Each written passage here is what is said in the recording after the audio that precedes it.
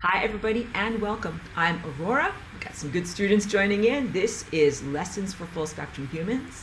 Today is 2/14/24 and we are doing Level 1, Lesson 3. Let me just pull up my notes and make sure that I spoke correctly. Yes. Sorry, scrolling. Yes, Level 1, Lesson 3. Sometimes I doubt myself and I know I make silly faces when I read. Okay, so I'm actually going to do a lot of speaking about the flying rainbow lasagna, connection to DNA and to time a little bit early in the semester. So this is actually stuff that as I was going through my notes from last, 10 years ago, I'm like, you know something? I have to get to the meat and potatoes. Like things are very intense in terms of the realm of spiritual development. Instead of waiting many, many weeks in order to be able to tell you what is the connection between these various items. Between flying rainbow lasagna and between this, which is your time body or your information body or your body of pure possibilities and probabilities, and your DNA, and how do you make them all work together. So I know that that's actually a few lessons down the road officially, but I'm going to do it unofficially today, introduce you to these concepts if you're new, and then delve into them fully when we come to them formally later in the semester. So what I'm saying is I'm switching around my own curriculum a little bit because I feel like this information is so relevant that it's essential not to wait. So let me, again, I just have to keep on pressing buttons so that my notes are like at the front of things. Very annoying. There we go. Now I can actually see them. Okay, so the first thing is about your inner eye, your eye of time, your eye of insight, your eye of awareness. You guys know what I'm talking about when I talk about this, and I can pull up, all of my various different slides. That's my problem that I'm having, sorry. Okay, there we go. My various different slides of what your anatomy actually looks like. But in the same way, like you have this overarching shape all around your whole body, then you also have minor, smaller fractal microcosms of them that go throughout your body, including one that pretty much is in the center of your forehead, where this, just grabbing my pointer, this singularity point or convergence point is in the center of your forehead, but not really on the front of your face, deep in the interior of your skull. So if you could imagine triangulating a point that goes in through your lower brow, all right? So like not like way up here or here, but like lower brow, kind of behind the bridge of your nose, and inward at the top of your ears. If that could go into your brain in that area, it is called in human neuroscience the midbrain, between your two brain hemispheres, and it is very close to where your pineal gland is located, close to but not absolutely synonymous with. And that is where you will have this convergence point between your eye of time, which is your aperture for perceiving light that is non-optical light, and your crown chakra, which is here, which is your connection to the divine, which could also be described as the highest form of consciousness, the source, the destination. Everything that we are comes from there, and also that is where we will return to. And I always say this, and it's always true. Spoiler alert, it's you, all right? But it's the version of you that goes through as consciousness and as your soul, which is the narrative story of you, an enormous long trajectory in order to be able to reach that pinnacle of consciousness that is the highest form of consciousness, knowing everything, being everything, comprehending everything. So you're that, but you're not that yet because you're still on a linear time journey. What we're going to talk about today is going to be about time as an abstract and time as you experience it, because I'm emphasizing this aperture in your consciousness or in your mind, but not, I'm going to tilt my camera down so you can see. This is my solar plexus. It's above my belly button, but below my chest. That is your human mind. That is where you have the flawed, installation of the human operating system that is definitely not perfect, and where you have ego and language. Ego isn't bad or wrong, but it's just distorted. But the point that I'm making is that that area of the body is where humans have been largely trained. I have to drink some water, sorry.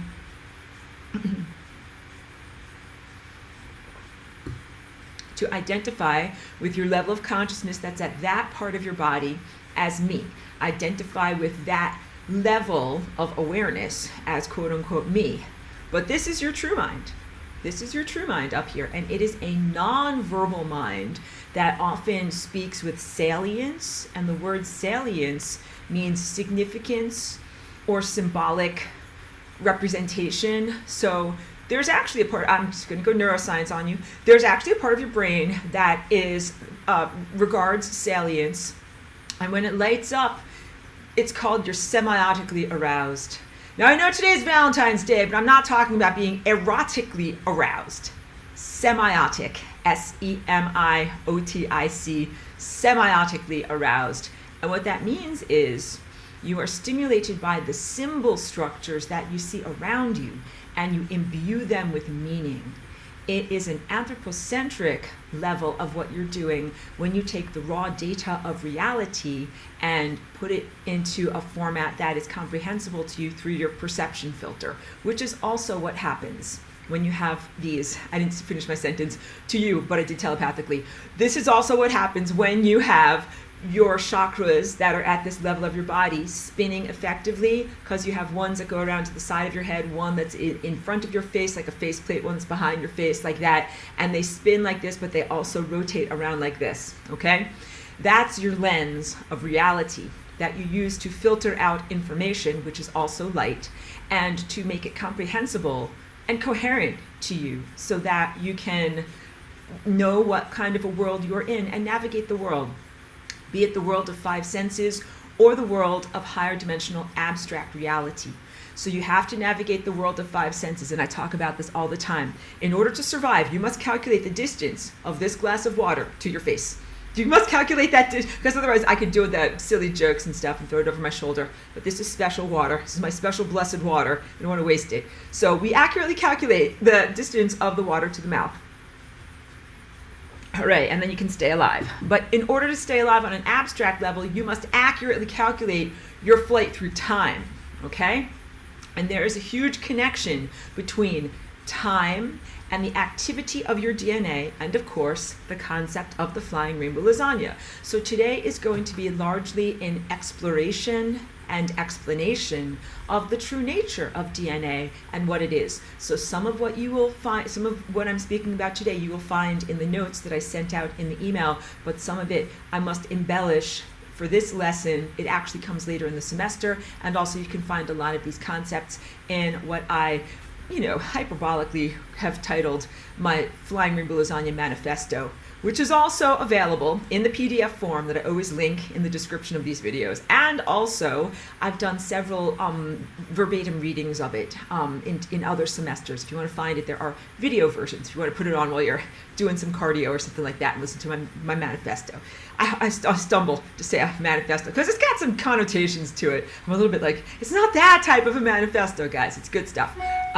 But yes, a deep exploration of the concept of what Flying Rainbow Lasagna is, because at heart, it is a genetic oscillation. But it is not only an oscillation or a music or a dance or a waveform presence that can be performed by those of us who have DNA.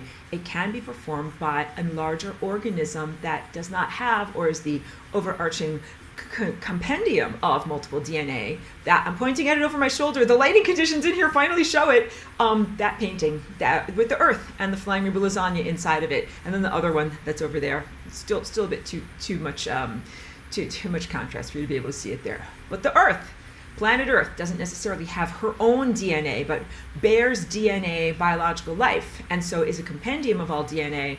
And Earth has this shaped toroidal energy field. So Earth can Flying Rainbow Lasagna. So the answer is, Flying Rainbow Lasagna is a maneuver that we perform through the medium of DNA as it relates to time, and I'll describe explicitly the relationship of DNA to time. But it is not exclusively performed by organisms that contain DNA. It can be performed by a planet, by mineral life, by an atom itself, by a star such as the sun, Sol, or by an entire solar system. Any place where you've got a torus, you can turn it into a Flying Rainbow Lasagna. So that's part of this symbolic language that is consistent throughout every level of reality. Some people would call it scalable. I think I might have even heard your mind thinking that. It's scalable from the tiniest piece of what we would define as matter or reality to the grandest, including the shape of a galaxy. If a galaxy is shaped like a torus, or like a big giant black hole is shaped like a torus, essentially, any place where you've got that, you can turn it into a flying rainbow lasagna by adding an additional dimension. And I say this all the time to the point that maybe it has even lost meaning for people who've heard it a lot, but I hope that it really sinks in. Every time you add a dimension, you add an additional degree of freedom. And that means you can do more stuff. So if you look at, for example, the sun in the sky, and it has the heliosphere that is currently shaped like a torus, it can do a lot of stuff, but it can't do everything. But if you allow or teach or encourage the sun to be able to dance itself into a higher dimension with this oscillation presence, then it can do a lot more. Then it can flying rainbow lasagna. So that is really the answer as to how the fabric of time-space, continuum of time-space and consciousness becomes rectified and healed or corrected from its deformed or grotesque or pathogenic state, where I think you guys can all sense this on a deep inner level, and it sometimes comes out as like a cosmic dissatisfaction where you kind of shake your fist at the sky and you're like, it ain't fair. It ain't fair.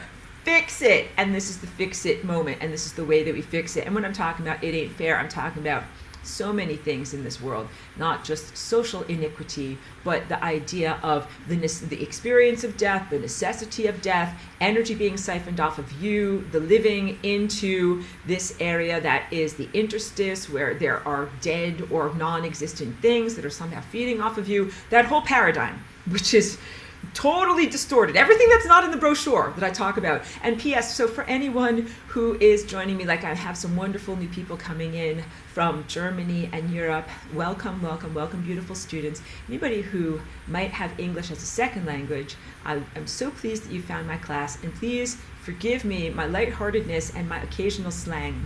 So when I talk about the brochure, that refers to some of my jokes from earlier semesters when I talk about every single one of us making a choice to come into embodiment as a consciousness.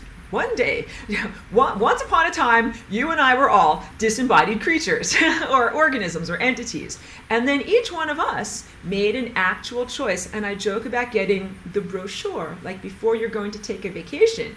And you give you the list of like, these are all the things, these are all the amenities, the activities, what your journey will be like, and you read it and it's like, this sounds fantastic. Like, I'm gonna lay in a beach chair, there will be sun, like, you know, like my hair will blow gently in the breeze, I'm gonna feel so great. Maybe they might like a drink with a tiny umbrella in it, there will be something nice, right?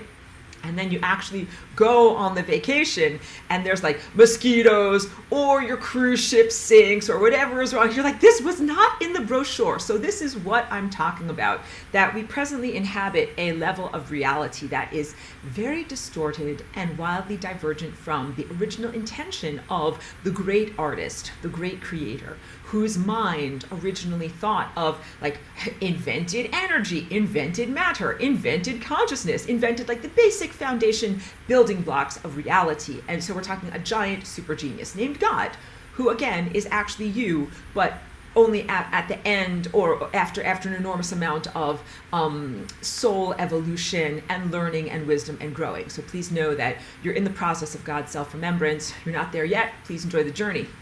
A lot of things that I have to talk about. So the existence of time, and time being an array of possibilities and probabilities. So you're aware that you have your physical presence, but you're also now in this class becoming aware that you have an energetic force field, a standing wave around you.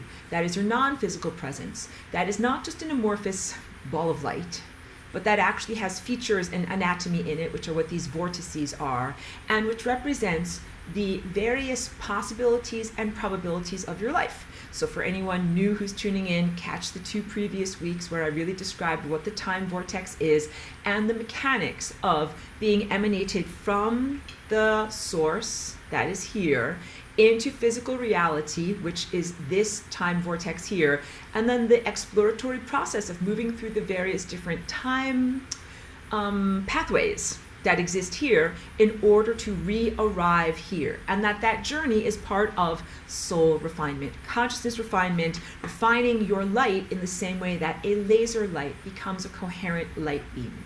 And that what, according to the brochure, when we came into existence, we were supposed to have a fully functional, I call it the higher faculties. So the chakras from your unconditional love point over here, which is like your plateau foundation upon which all of these other structures rest, this is your higher faculties. And in many ways, it has been under-recognized by humanity for what is known as recorded human history, because there's been many, many blockages put at this level, a glass ceiling through which humanity could not effectively penetrate. And only some people made it up to this level of unconditional love, and those some people were considered to be, great achievers. Like maybe they had to live in a monastery and chant and meditate their whole entire lives, or maybe, they renounced the world, went to live in a cave, or any of these other extreme lifelong athletes of spiritual attainment, and that it wasn't just for everyone. But I'm here to tell you, everyone, that is the baseline normal for everyone. And this goes back to a remembrance, a dormancy, hopefully, that you're awakening in yourself of what your life was like in ancient concurrent Atlantis. Everybody lived in that love tone. This is before the genetic degradation of this planet. And so the genetic degradation doesn't just include humanity, it includes all of the animals, because there began, after degradation, the need to eat other organisms, not according to the brochure, but what we're doing.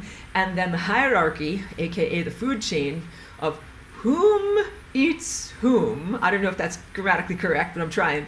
And the lack of telepathy and communication between these various different organisms. Because what is supposed to happen is, in the pristine system, the undistorted system, we're all supposed to have our own innate connection to God, the source of all energy and life and information and sustenance.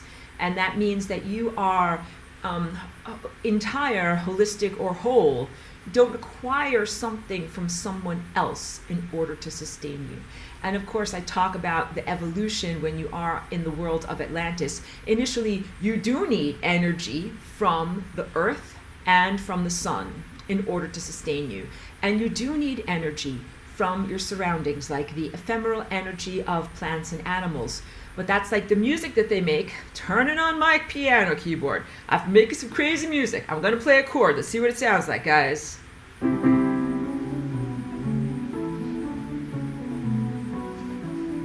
right, it's actually pretty nice. Actually, wait, I should turn that up a little. Oh, that's really nice.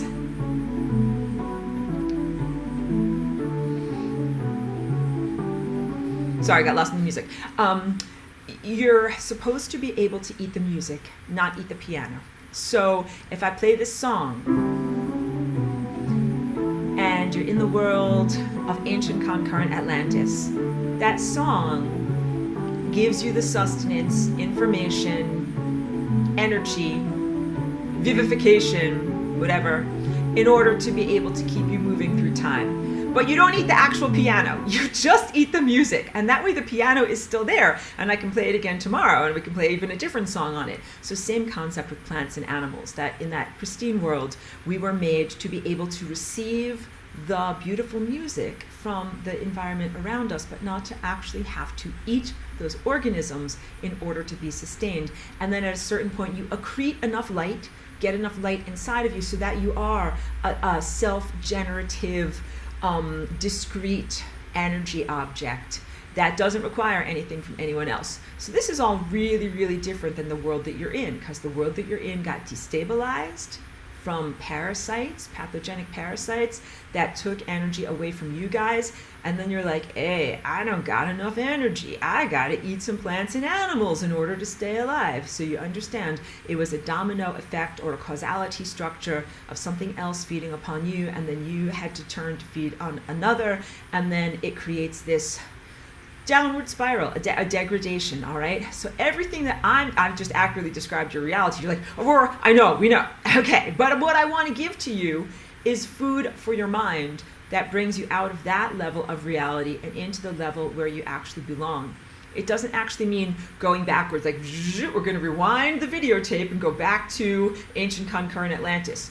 What you actually need to do is transcend this moment and get into even, let's call it Atlantis improved.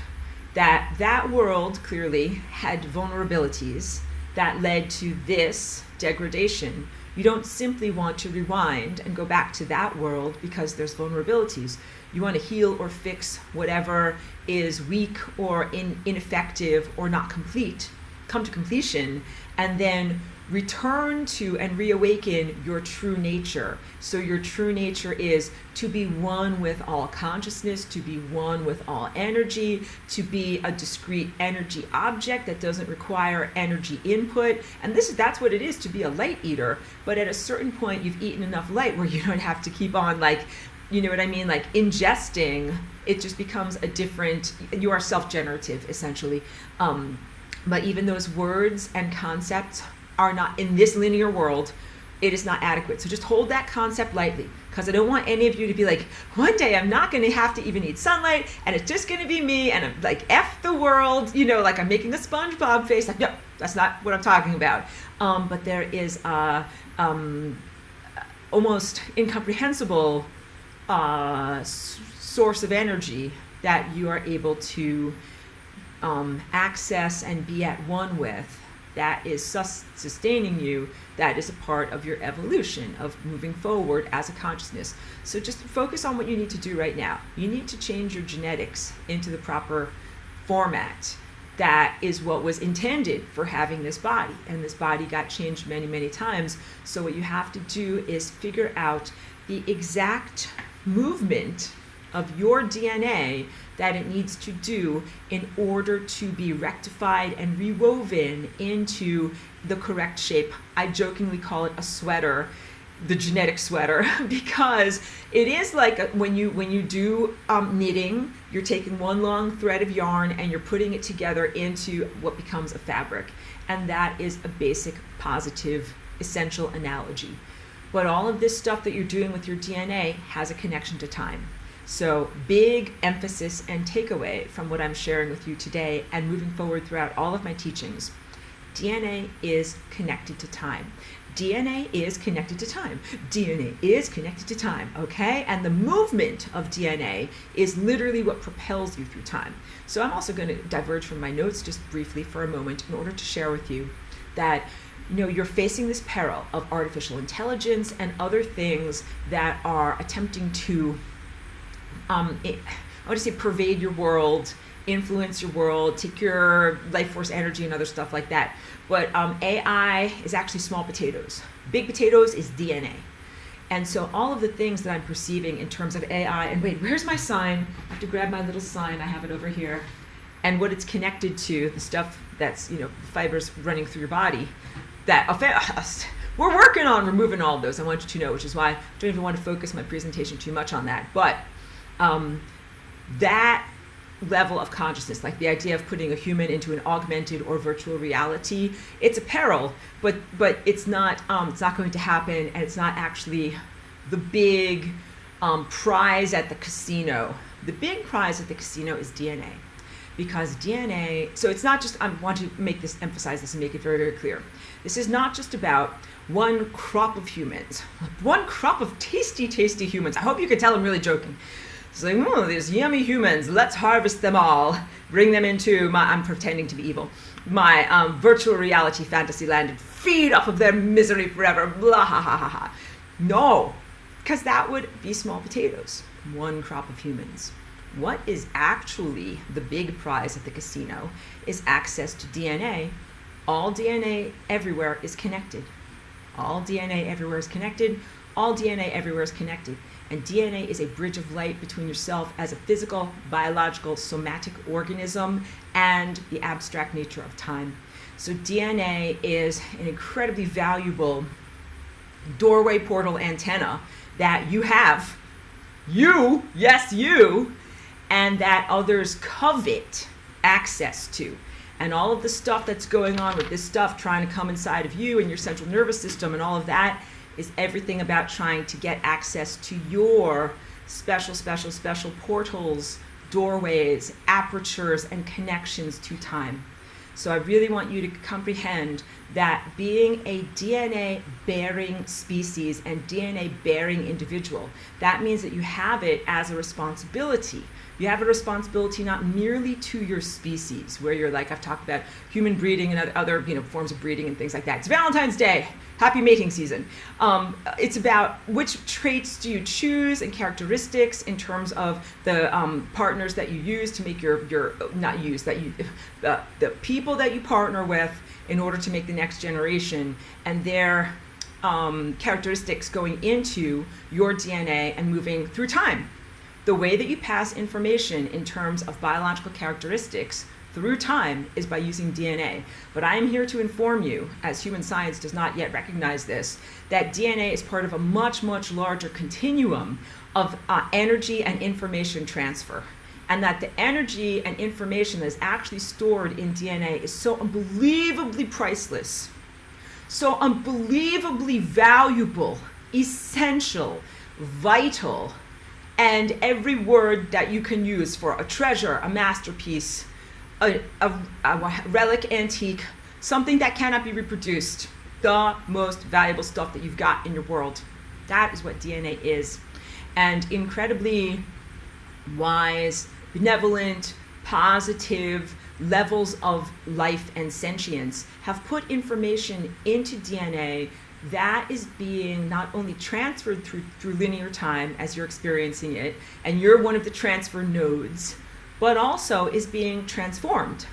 That energy so we're like, a calculative presence is what I'm trying to say. It's not just like putting something valuable like a gold bar in your safety deposit box and then coming back and getting it, 100 years later, you're like, nice, beautiful gold bar, I love you. Like, you're right there, just where I left you. It's that, but it's also more, because the information that you contain, you don't just pass it along like, with no, just a transference. You actually transform it, emphasize it, amplify it, calculate it, make it greater. The best analogy that I'm coming up with, again, is the difference between a pane of glass, which is transparent, and a diamond ring, which is brilliant. Wait, let me hold up a diamond ring. Here's my giant diamond ring. Okay, guys, I know I don't like to brag. No, this is a glass that is like a window ornament. But when light comes through this, it sparkles all around my room, and it makes these beautiful, amazing rainbows. This is brilliant. It's not a diamond, but it is analogous to crystalline structures that are brilliant in that they are faceted, they have internal facets, and when light enters into it, it bounces around, and more light exits than came in, but that's not really correct. It is amplified. It's not like more light, but it is amplified and structured in new and exciting ways. So we want our window to be perfectly clear so that the sunlight will come through it. A perfectly clear window, you don't even see the window there. It's transparent. But brilliant means that the light gets changed, amplified, augmented, exacerbated, moved in new exciting directions. That is what we are doing with DNA. Taking the original information and orderliness and amazingness that was put into it, that has been passed beyond your biological characteristics, like brown hair, brown eyes. That's part of what's in your DNA, and you can see, like, I can see it, but then there's other stuff that you can't see. That is, you can't see it because you're a little tiny slice of a much, much bigger pie. And the whole entirety is so large and so grand, you might not be able to conceive of it with your present level of neurology. So just know, like, very, very, very big in terms of vast distances across space and time, and also multidimensional, because DNA is multidimensional, meaning that it relates to various different timelines or versions of reality. So not just one linear story, but choose your own adventure novel where many, many multiple things can happen. And you think about, since we're in human mating season, the complexity. Oh, I'll get to your question in a minute, Tess. Thank you for being here, and thank you for your participation. The complexity of why we have two partners that come together. Why isn't everyone just propagated through cuttings? You know what I'm talking about. Like some plants you can propagate through cuttings. They do that through, I'm trying to think, like some of your fruits, like bananas. Potatoes. Potatoes are propagated through cuttings. So everyone of every generation is genetically the same. But why do some plants require a male and a female and they get together to make a seed? And the answer for that is genetic diversity. That actually both potatoes and bananas have been endangered many, many, many times just by one seasonal blight. If everything is genetically monotonous, one blight comes through and it wipes out everyone. So your genetic diversity is part of the safeguarding of your life and the continuation of life in the future, and even the complexity of life in that it is much more difficult to hack or exploit. All right. Tess, thank you so much. So I see your question down here. Thank you. Says, do we activate the 12-strand DNA? Thank you for that great question, because you're actually helping me to stay on track in the meat and potatoes of what I'm really trying to share with you here. What is the transcendence of human? It is described in the community of seekers that, mostly unofficial language, activating your 12-strand DNA. However, I don't see it as individual strands. That's why I feel like that language is a little bit inadequate. I would say the concept is correct, but the language is not fully correct, because it is not about activating, like I have 10 fingers, if you could imagine, I have 2 additional fingers, and then all of those strands I'm somehow going to weave into a sweater. That's not how I perceive it. Because right now what is described by human science is really one strand. Like you have 2 separate ladders, right? Like teeth of a zipper, and they zip together to make one strand of DNA. And then that one strand of DNA gets what is called supercoiled, which is twisted together more until it makes a big giant chromosome. So the concept of 12-strand DNA is of having multiple strands, but what I'm really talking about is taking that one strand and moving it in a higher dimension using the flying rainbow lasagna. And then taking the chromosome structures that, when they are supercoiled to a certain point, create toroidal donuts, and moving them in a higher dimensional structure. So I would say my only issue is with the specifics of language, and please thank you for allowing me to be so exact in my languaging, because I try to be that way in class, but the concept is there. So yes to your concept is the answer, because many people have a deep intuition, knowing already the truth of this, that your DNA as it is right now is not the full picture, that you know that you have a lot of dormant superpowers. And so it is the best languaging that people have come up with to say, activate your 12-strand DNA. What is really necessary is to, on one level, pop your DNA up. This is why I charged up my little thing so I could draw for you guys. Draw a picture. Wait, I have to move things around. Wait, I knew that I would mess things up by doing that. Wait. I laugh at myself. Okay, good. Wait, get the annotation, go annotation, get over here. DNA. Wait, let me just also collapse these pictures over here. Good. DNA, as it is presently described, is shown as almost a flat waveform, and even though it's changed to a different color, like this and like this, it is a ladder. It's a twisted ladder, and so it has both a major and a minor groove. You know my usual standard complaints about how this pen doesn't work. Major and minor groove, right? And that's kind of a flat waveform. But what you really are is a spiral. So now I'm going to draw this like this. Even though I'm still on a 2-dimensional surface, drawing on a flat whiteboard here, but you guys are adding the next dimension with your perception that this is what your DNA is actually shaped like. And that's terrible drawn. But you got it. You understand. So that's another dimension that is supposed to be there. And then the next part of dimensionality that you have to recognize is the oscillative nature, because you are oscillating back and forth like this, like a spring, like a slinky toy. No, I'm silly. Waveforms. This is so difficult to draw with. Oh my goodness. waveforms, move along here like sound waves or compression waves that are able to move along the slinky, but you also have the overall line of DNA that is able to move in undulative S-curves, both in that plane and in this plane and in any other plane, so in any other level of polarization.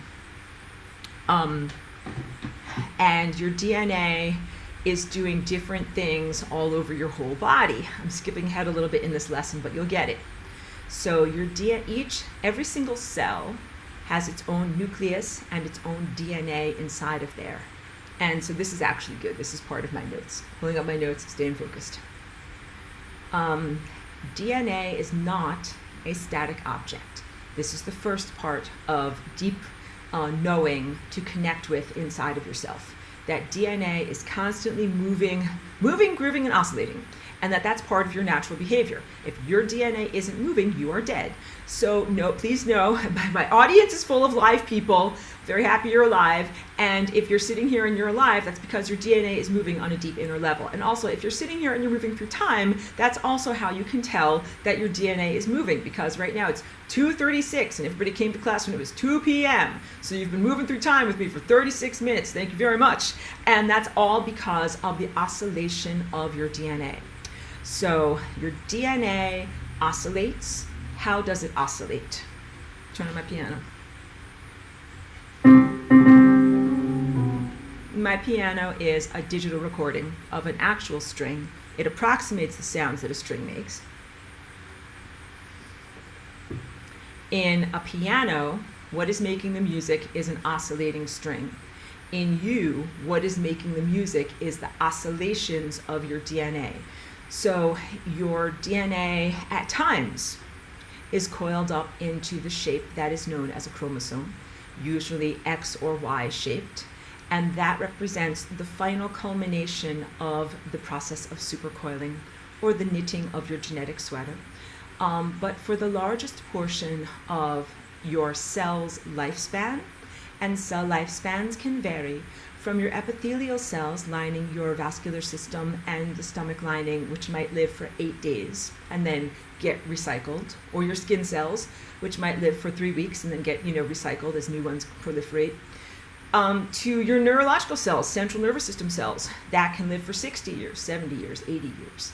That those really don't have very high turnover at all. They live, they are created when you germinate, is what I wanted to say, are conceived, and then they stick with you pretty much for your whole lifespan of your life. But the other cells of your body that are engaged in the process of cell division, self-reproduction and cell division, mitosis, have to at times coil up all of their genetic scrolls, put them into the shape of chromosomes, and then go through mitosis, the parent cell creating daughter cells, okay? So this is analogous to putting all of your clothing together into your luggage so you can get on a plane. Ordinarily, you've got like your sweaters out, your socks are on the bed, your clothes are all over the place, and then in order to get everything into, so you can get on the plane, has to fit inside of your suitcase. So the chromosome is the optimum shape for coiling up all of this amazing information into a very, very small package just for the process of cell division. But for the most part of a cell's lifespan, what it's doing is the sweater is completely unfurled. You can imagine taking all of the loops out of a knitted or crocheted item as just a big giant tangle of yarn. Just doesn't really have that much formalism or structure, but what it does have is movement. And the movement is both like I showed you, like a spring oscillating back and forth, a sine wave moving up and down, but also greater and greater arabesques of complexity. You will see DNA do these maneuvers.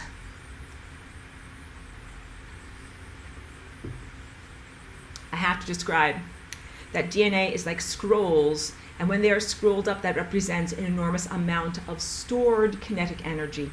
kinetic energy being like when you put a boulder at the top of a mountain, that's a lot of stored kinetic energy. And then when it rolls down, it releases its kinetic energy, right? So these rolled up scrolls are so filled with energy that in order to unscroll them and read the information that is written inside of there, it is necessary to snip certain areas of your DNA strand so that the tension can be released and the information inside can become accessible. This process of unfurling your DNA is called epigenetics or epigenetics. Wait, it's not, press the wrong button. I'm just gonna write it for you super fast. How do I type something out? Type something out. There we go, epigenetics. And the prefix epi, meaning a phenomenon within a phenomenon. So for example, an epiphyte is a type of organism, that is within another organism, like an orchid that grows on the side of another tree but doesn't have its own root system. Brief pause, I need another drink of water. Hold on, everyone. Epigenetics is the phenomenon within the phenomenon of genetics itself. It's the code that rules the code. It is the explanation of why identical twins do not develop identical diseases. So I say this all the time, that when DNA was first discovered and examined by humans, and humans don't look at DNA as it is alive in your cells. You look at it in like something that is dead. And so that's also like you're not getting the full picture when you're not looking at something that has its natural movement. Like just like imagine if you were going to examine just a dead person, a person's body. You'd be like, poke it with a stick, like it doesn't do anything. What if that person was a dancer? You'd be like, this is a boring dead corpse. It doesn't do anything. And it's like, but it used to, like, dance ballet or something like that. Same thing with your DNA. Your DNA has an enormous amount of complexity in the patterns that it is dancing. So piano music happens because the strings are dancing. If the piano or the guitar isn't played, it's like, that's a boring, dead thing, all right? So your DNA and the movements of your DNA literally create a type of music. It is your unique signature. It is exemplification or an example of or a template of your soul signature. You have a unique fingerprint. You have a unique DNA structure, and the way that it moves is unique. This is exemplified by identical twins. Identical twins, same exact basic foundation of what their DNA is, but each one is playing the genetic piano in their own unique way. And that means that not everybody gets the same diseases. Cancer is known as a genetic disease. It exists there as a potential within the tightly rolled up scrolls of your body. If you unroll those scrolls and read like this chapter, how to build a tumor, then your body can build a cancerous tumor. If you never open up that chapter, if it stays tightly closed throughout your whole entire life, you never have to explore that dormant potential. And so you can live a very good life. This is the story of many, many identical twins. This also could be the story of something really positive, like a superpower. Like, here is how to be telepathic. And if you can unroll that portion of your DNA, you can read that part of you. But if that part is all rolled up, then you're like, oh, I don't have superpowers. I'm just a regular person, and I can't actually do that. So what causes this process? So that epigenetics is the code that rules the code. It is the process of what parts are unfurled and what parts are tightly closed. The process of curling up and uncurling is called methylation. And it is done according to certain patterns, and those patterns are not random or arbitrary, and they're not the same across the board. It is determined largely by your thought processes, consciousness, like your cognitive events, your emotional state, and other ephemeral aspects, some of which are under control of your willpower. So genetic determinism and fatalism is when someone says something is in your DNA, therefore it is fated to happen. And the moral philosophical approach to the fabric of reality that does not accommodate free will, that is what determinism says. Determinism says someone else wrote your book a long, long time ago, and you're just hey kid, you're just an actor. You don't actually get a choice about like what you're saying or what you're doing. Be like, nope, whatever. At the beginning of time, someone wrote that on February 14th, you would walk on a treadmill, drink a glass of water, and talk to people and say exactly this. And it's like, that's actually not true at all. But that is what the philosophy of determinism states. And the philosophy of determinism, some people find it comforting because they're like, not my fault. Like if you make a mistake, you're like, it's not my fault I did that. It was determined. It was written in the book. But then also all of your good stuff is not your fault either. You understand? All of your mistakes are not yours, but all of your virtue is not yours. So, and I also can tell you from firsthand experience that I know that it's not strictly a deterministic cosmos or cosmic infrastructure, because I did this, and this was not written in any book. This is an innovation that I created in the moment, because all of the stuff that was written in the book was not a very good story, all right? So I created Flying Rainbow Lasagna definitely under duress and in the moment of extreme requirement, that if we're going to have a cosmos, if we're going to have a future, something has to happen, something has to be created to solve and fix this negative situation that we're in, and I'm gonna solve it and fix it, and that's this. And this is the capacity to write new stories. Finally, I'm prepared for class. I brought a pencil to class, guys. The capacity to write new stories. A pencil with an eraser. Pencil and eraser. Being able to energize stuff and send it to energy, being able to entropize stuff, take energy away from it and send it into a non-being state. This is how you take the potentials of your DNA as it is currently structured and turn it into a masterpiece.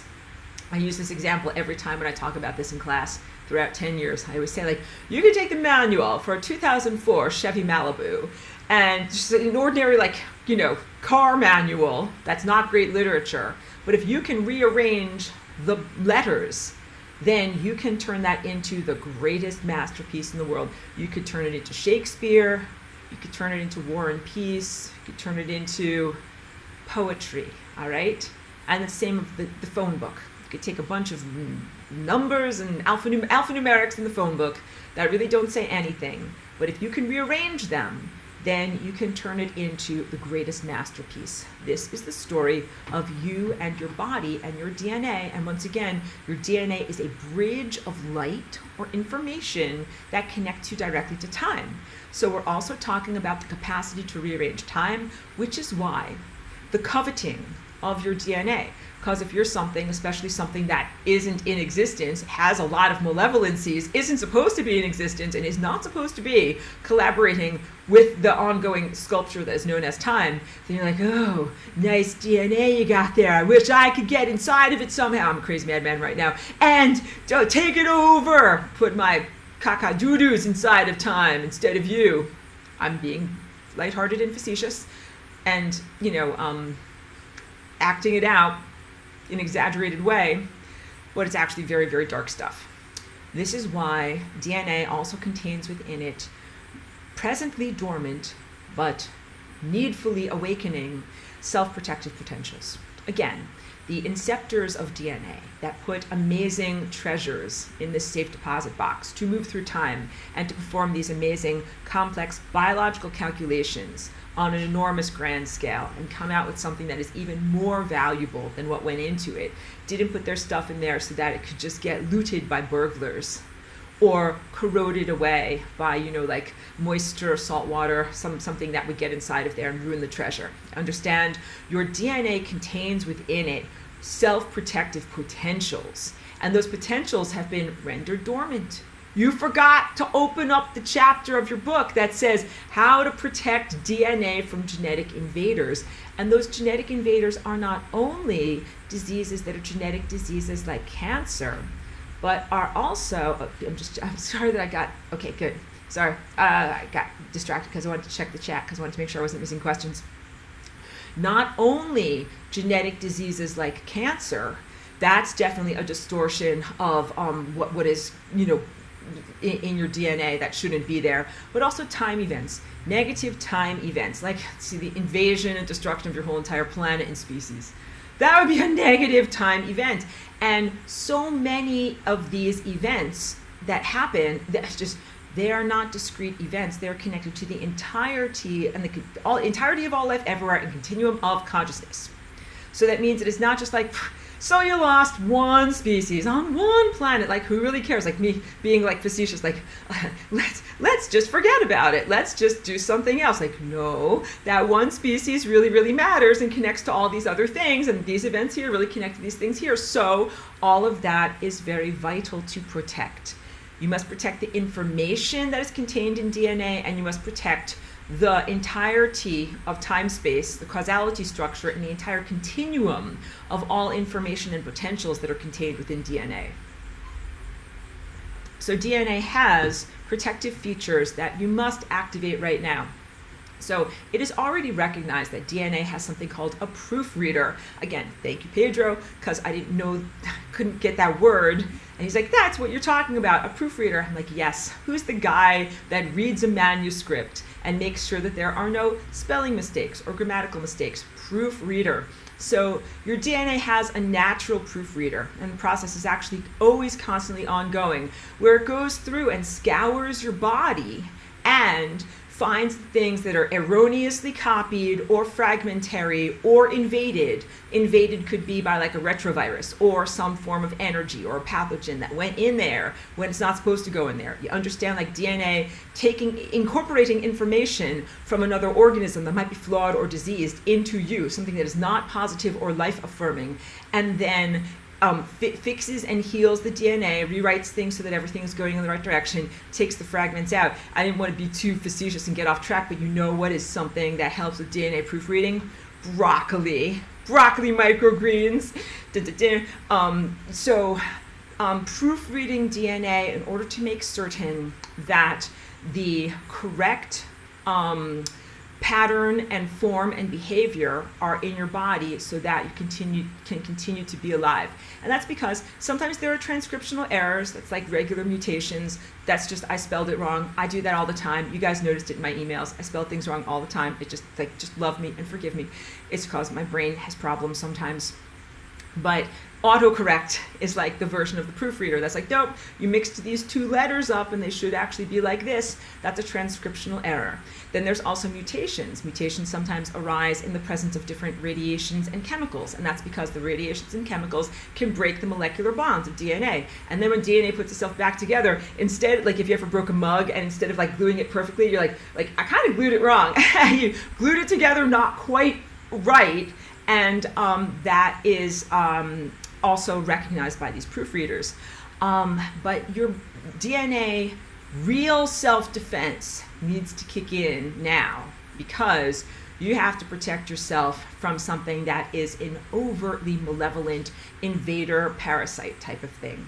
That it's just like saying it wants to take over your mind, it wants to take over your willpower, and it wants to take over your capacity to write new narratives and then experience them in life. Now, according to the brochure of what life would be like coming here, you said you're going to be connected to God, your God self.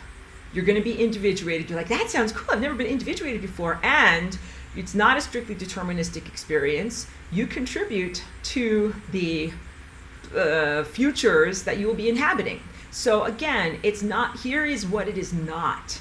It's not simply the case of here are a set in array, like imagine a multi-lane highway coming out in front of you, and all of these different lines go to different roads, different potentials. Like this one goes to a bridge, and this one goes through Route 40, and this one goes to, to whatever, Santa Barbara Street, and then this one goes to the gas station, and everything else in between. And then you make choices about which lane you're going to choose on the multi-lane highway of life. It is that. And the process and the mechanism that you use for how you choose is literally eye of time. And that should be guided by your divine connection. That your divine connection tells you, drive over here. No, I'm going to turn your head. No, drive over here. So that you will meet your destination. It's your GPS, your God positioning system tells you which direction to go. But that would be which direction within an array of multiple pre-existing timelines. And that is not actually what life is, and that is not actually what you were offered in the brochure. You were offered the opportunity to navigate pre-existing timelines, but also to divinely co-create futures. And that means that it's not just everything that's pre-paved in front of you. You are the first-person experiencer in the moment, having an improv jam session with God in order to create new musical patterns that even supersede what is already there. That is your natural state and your birthright. Future is actually not set in stone. It is constantly self-generating and changing and responding. And that's really why, like, when you have, grabbing my little crystal here, oops, dropping things and grabbing my crystal. Christ, the name Christ, like, I know that there's so much religious baggage connected to that, but it really has root word connection, symbolic salient structure to crystal, Christ crystal, your crystalline form, your crystalline body, and that when you have this crystal in your mind, and you're able to have this viewpoint through looking through your time eye, you're able to see, oh, the future just shifted. Oh, the future just shifted. And every time there is a new idea, a new thought, a new variable, the future shifts a tiny amount. I always make this joke too. That's why I tell you, like, if you want to have your future read, like someone's going to read your palm, read your cards or whatever, I'm like, I will save you $5. The future's going to change, right? That's my prescription for you, my prediction for you rather, that the future is going to change. Because even if you go to the tarot card reader and they look deep into their crystal ball and they say you will have a peanut butter and jelly sandwich for lunch tomorrow, as soon as they tell you that, the act of telling you that has changed time. That if you were looking through your time crystal, you'd be like, oh, look at that, time just changed. Every inner decision that you're making changes the future. I'm going to go deep here, everyone. You have cell membranes inside of your body that are processing cognitive capacitations even beyond what your neurology here in your brain is doing. Your cell membranes, and you have trillions of them, and you have your cell membrane and your mitochondrial membrane and your nuclear membrane. So trillions upon trillions upon trillions of membranes in your body are making calculations all the time about what stuff should come in and what stuff should come out. Like, if this is my cell membrane, there's like oxygen wants to come in. Good, oxygen, you're allowed to come in. Carbon dioxide wants to come out. Carbon dioxide, get out. Metabolites, get out. Water, get in. Hormones, get in. Hormones, get out. Like all these different things. And that is part of your metabolism. ATP in, electrons out, like all this different stuff. And that the patterning of that is its own complex cognitive thought structure. That doesn't happen at the level of your flawed operating system, your ego that says, I am me and I'm the super overarching presence of this body. It is a body consciousness that does these calculations, because you do them, like, even if you're doing something completely, you're not focused on it, it's not an aspect of your willpower, it is happening. Just like breathing is an autonomic response and you're doing it whether or not you're focused on it, your body is keeping you alive, your body is doing these complex processes. And your body is doing these complex dance maneuvers at the level of your DNA.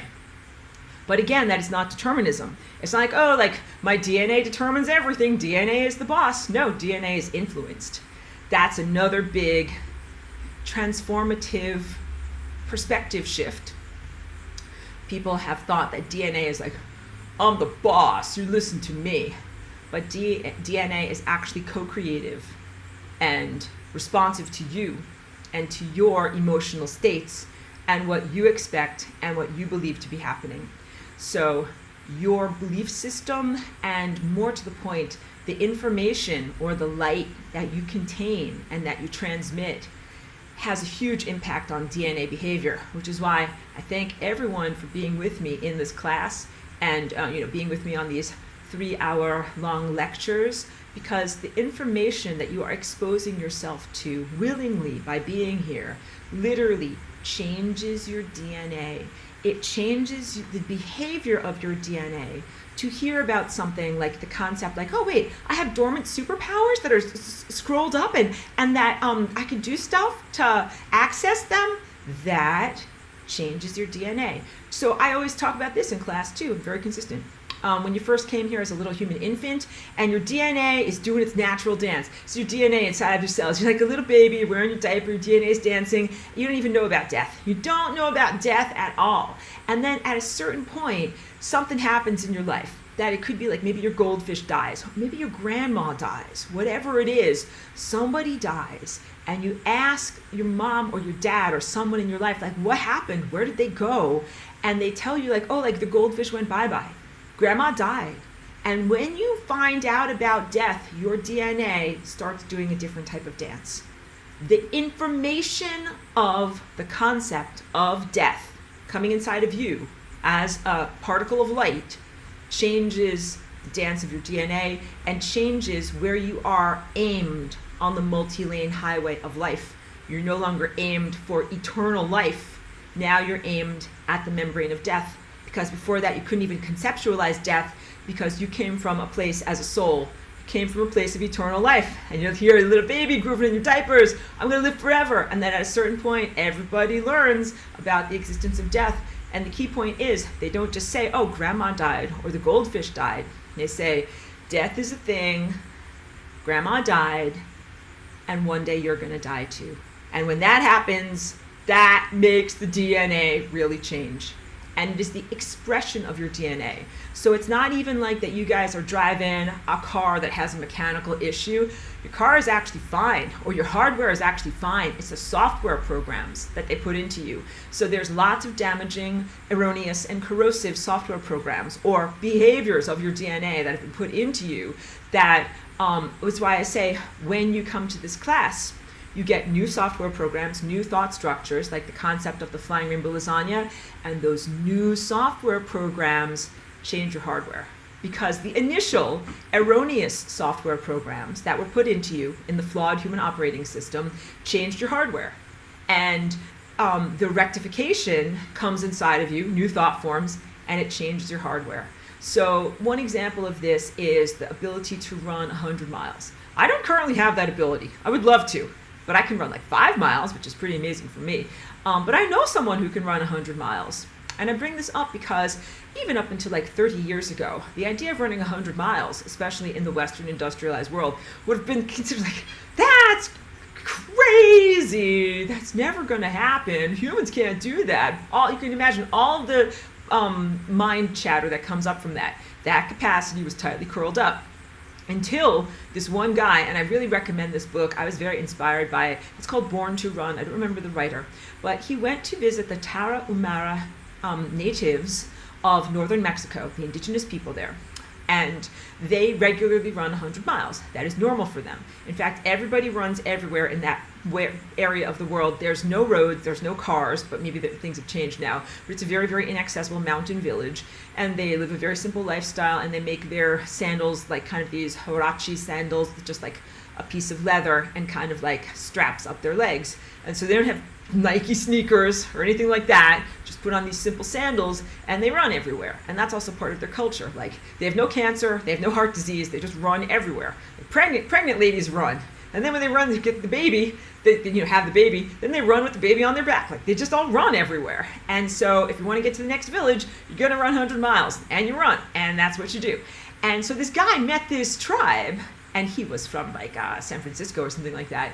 And he was so inspired by them. He's like throwing out his running shoes, starting to train running barefoot, and he modeled himself upon their lifestyle. And there became this whole ultra runner community as a result. Now, lots of people run 100 miles. It's still an extreme, amazing achievement. I will never diminish that achievement. But the point is, it went from that's crazy talk, you can't do that, to people do it all the time. And that's exactly the same story of running 26.2 miles, which is the original marathon. The marathon comes from a place in Greece. And the original guy that ran the marathon, he had like, I have important information to tell you. I'm going to run 26.2 miles to tell you about it, and then I'm going to drop dead. And he did, and he dropped dead, because that was considered an extreme distance for one person to run. So we keep on extending our definition of what is possible based upon what has been demonstrated to be possible. This is the essence of what it is to regain your superpowers.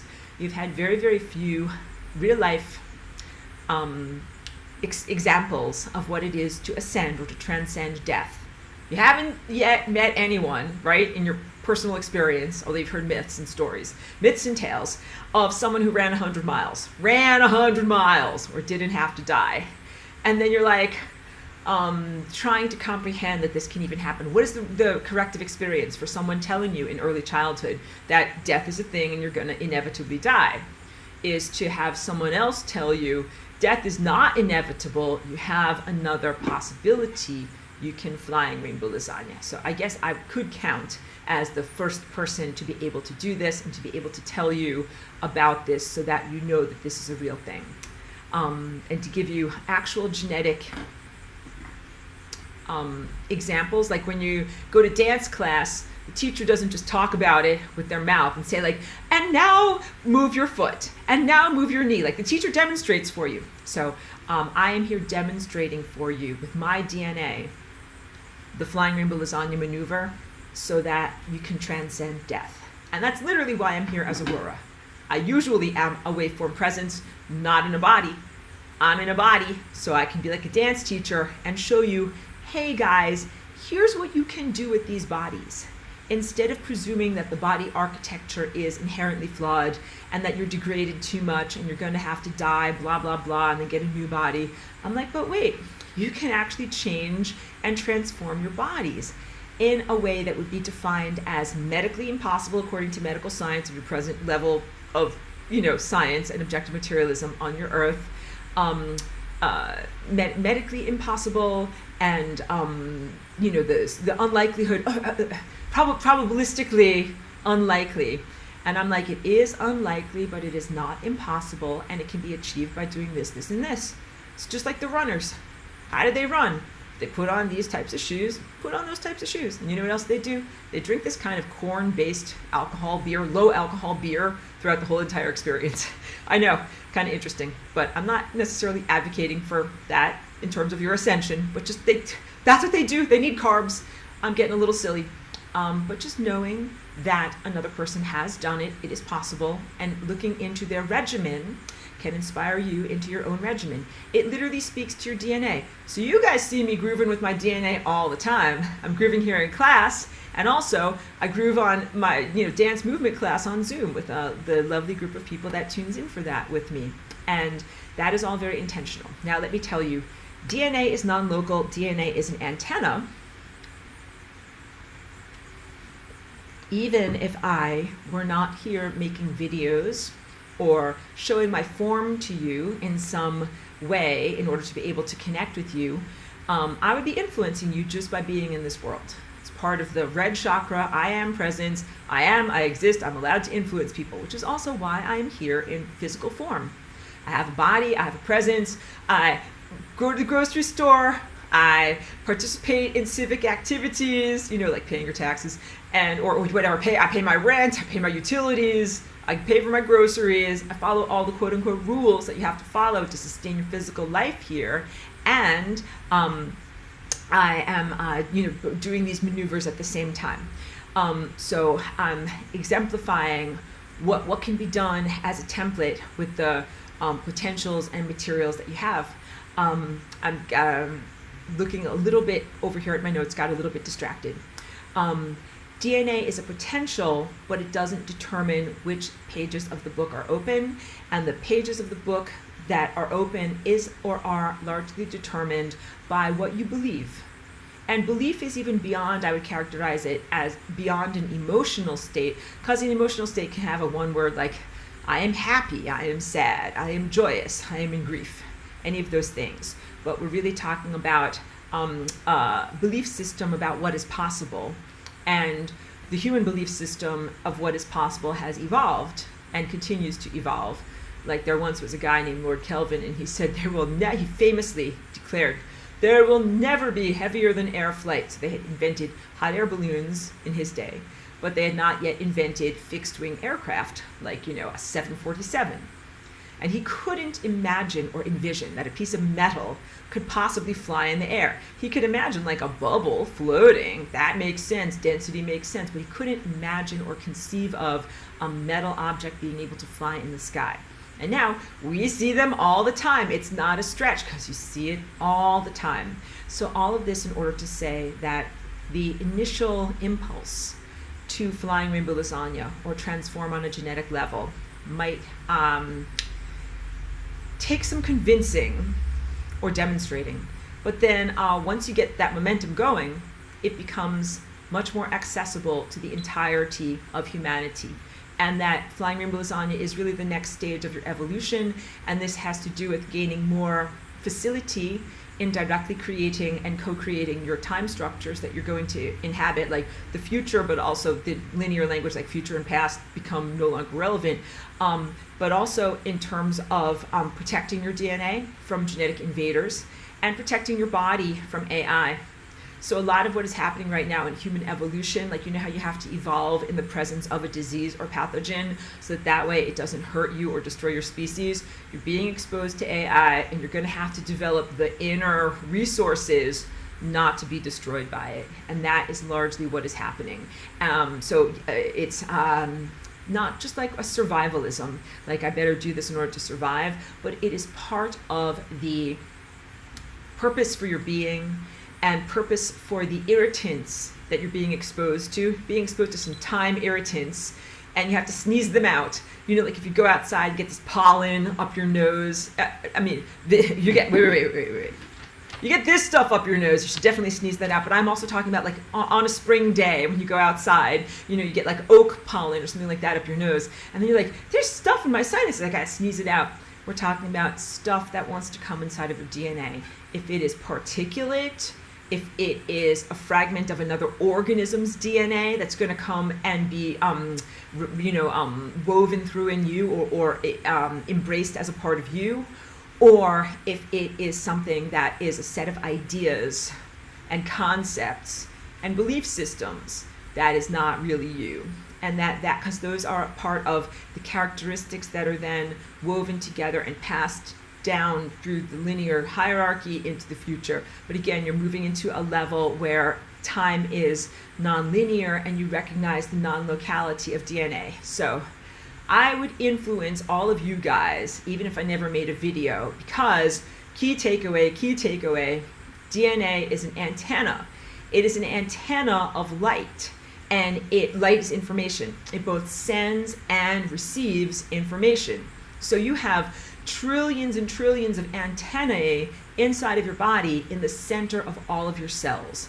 And those antennae, they pick up information, consciousness, potentials for the future. They are used to talk to other consciousnesses, and they are non-local, meaning that you can vibrate your DNA here now, and it affects another organism that is not in the same room as you. Okay, so there's been some Russian scientists that did some earthly experiments that can prove this to you if your rational mind needs that in order to be able to ingest these ideas. And they were complex experiments that had to do with putting DNA into water, taking the DNA out of the water, putting these two vials that once had DNA in them, or one had the DNA in them, the other one was just pure water, and having a screen in between them so that they couldn't see each other, but then creating porosity so that they could talk to one another. The answer is, through earthly science, they wrote a white paper. DNA is non-local. That means that it influences other DNA at a distance. And it means that you can be far apart. You could be many, many inches apart, many, many miles apart, many thousands of miles apart. So me being here and doing the flying rainbow lasagna dance, like I'm in my backyard, I'm putting on my headphones, I'm doing my dance, and even if I never made a video, I would be affecting all of the other life forms here. Definitely the trees and the grass that's in my backyard, but also definitely all of you guys. And so now you have to comprehend the interconnectedness of your biological structures as it relates to DNA. And if someone somewhere wants to do something that makes their DNA do weird stuff and have weird stuff put in it, it's going to affect you. This has been happening in your world. A lot of people chose to do this thing that puts weird stuff into their DNA. And then doesn't matter if they're in your room with you, or in your house with you, or in your neighborhood with you, or if they live across town, or if they live in another planet, across the planet, if they live on another continent, it's going to affect you. So when you get to those levels of recognition of the interconnectedness of your lives, the intertwined nature of your lives as it relates to DNA, then you can't just be like, oh, well, I do me, you do you. Go enjoy your pollutions. Can't do that. Because their DNA is directly affecting you. I can dance and be like, I'm dancing the dance of regeneration and not having to die and empowerment, and I'm affecting you. But if they're dancing a dance with their DNA, that's like a dance of decrepitude, a dance of getting different symptoms that make you die suddenly, then they're also going to be affecting you. And so when that happens, what you recognize is you can't just say, well, it's free will, everybody do whatever you want to do, and then everybody's affecting everybody else. You are allowed to set a boundary. This is the dormant potential in your body that has been diminished through a variety of incapacitations. I sometimes call these incapacitations binding spells, which is the word for it in the occult and esoteric realm. A binding spell is a way of harnessing energy of consciousness and the natural world in order to inhibit the behavior or free will of another organism. So of course, if someone is being naughty, that's one thing. It's like, yes, of course, you should not do what you're doing. You should be stopped from doing what you're doing. But maybe someone just wants to be a busybody and control your behavior. And then they would be, violating many, many, many cosmic laws and violating many boundaries by simply choosing to affect another person.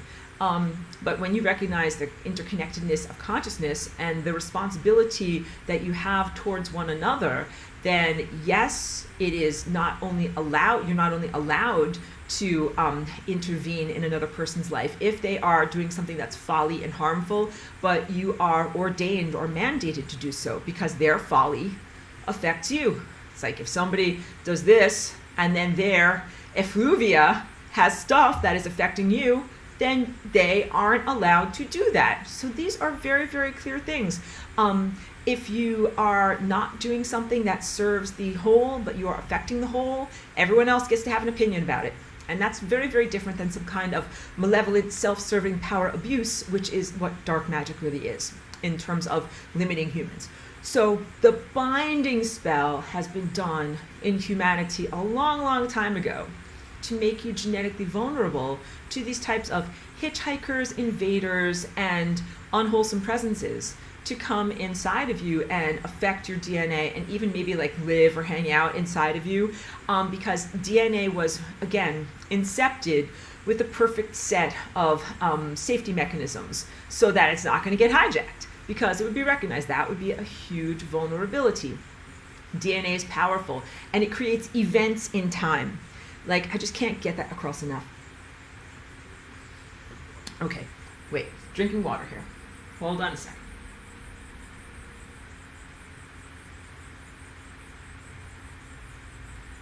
So your DNA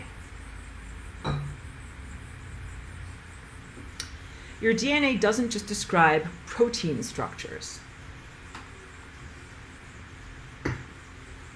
Protein structures are how it is largely interpreted. Like, what is the shape of your elbow?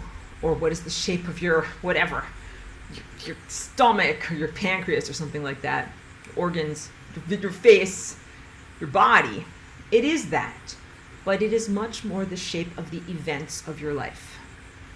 This shape also represents the shape of the events of your life, the time potentials of your life.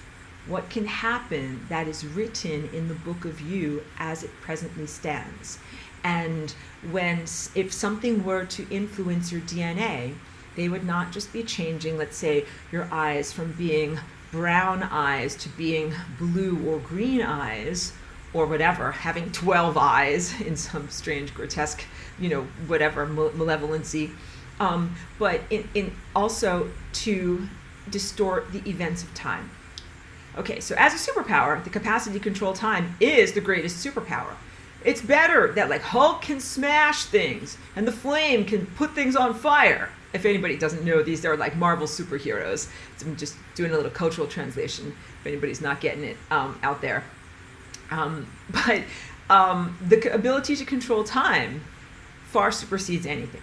Because let's say if Hulk wants to smash you, but you can control time, you can write a story. First of all, with your crystalline mind, you can see like, oh, the Hulk is going to try to smash me. And then you can do something to either avoid it completely.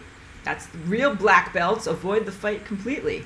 You're like, oh, the Hulk's going to try to smash my face open or whatever. I'm just not going to be there on that day or at that moment or when the fist is hitting my face. And some of the other things that you can do. So you can anticipate an attack or something that's going to harm you and simply not be there, or you can respond to it, or you can put an obstacle there that diminishes the other person. That you can't, not like you can just like see something but not do something about it. You can both see and anticipate the future and do something about it. That's the brochure. That's how all of us are supposed to be able to live here. So all of us have this dormant potential. Prescience, that is the capacity to anticipate the future, so that sometimes you have to act now and then be able to see the repercussions down the line. You have to set things up in linear time now in order to be able to experience improvements or protections happening for you in what will become your future. So you have to be able to see and sense the future. But then let's also say, what if you don't like any of your futures? This is the situation that I was in. I was like, I don't like any of these futures, because these futures were not only about the death of this body and the person who used to live in it as an identity structure and an ego, but the death of everything. Death and destabilization of the entire fabric of reality. Everything kaput. Everything bye-bye. And I'm like, I don't like any of those futures. Nothing on the menu looks good to me. How about I invent a shape like this with a pencil with an eraser where you can write a new recipe. And pencil with an eraser is a key point, because what you're doing doesn't mean that you have to be like, I know everything and I'm totally perfect, I never make mistakes. You are a genetic artist. You're allowed to explore. Part of artistry is like you draw, you squint, like, does that look right? No, that doesn't look right at all. And then you erase. You erase stuff away. You begin with a rough sketch of reality. So the new lasagna people, welcome, welcome, welcome. How do you change and shift and co-create and write new futures? And the answer is exactly the same way that I make a painting. I do not jump in the first part of my painting with indelible marker, because I need to figure things out first. I'm not even that accurate, and I'm pretty accurate. I start off with pencil. And this is, we're in art school now, everyone. Okay, get your easels out. We're in art school. So what you're going to do, you have a piece of paper and pencil or charcoal. And you begin by looking at what you want to portray, and you just make a rough sketch. You're like, yeah, this part's over here, and this part's over here, and then kind of like this, and kind of like this. And then you stand back and you look at it. And that is the point when you do your composition, when you're like, how does this look? How does this feel? This thing, totally not right. Let's just erase that away, because that actually needs to be all the way over here. And then this needs to be all the way over here. And then that's going to shift. Okay, now that we did that, that looks better. Now we begin to embellish it with some details. Now we begin to add some more structures to it. Now we begin to add lowlights and midlights and highlights and bring it into a formfulness. This is exactly how you create reality. You begin with a rough sketch in your being, in your desires, in your passion, in your envisionments of kind of what you like for it to be. You don't have to have a complete vision, and it's very freeing for you to know that you are a masterpiece. Your life is your artwork. You're a time crystal, and every moment of your day, you're adding another glaze, another layer on top of this beautiful, evolving, emerging image of who you are, your identity, and also who you are in the context of the world, because you're not just this discrete object that's disconnected from everything. You're connected to everything. And as you're evolving, the picture comes forward and you start to see more and more of what it is. So it's very freeing that you don't have to know everything in the beginning, because here in art class we recognize that a blank canvas can be a little bit intimidating. Like you're staring at the blank canvas, you're like, I don't know what to paint, I don't know what to draw, I'm not very good, somebody help. And the answer is just begin.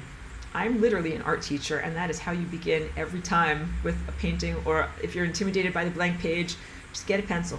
Just begin, just do something. It doesn't have to be perfect. And then you fix it. And then you make it better.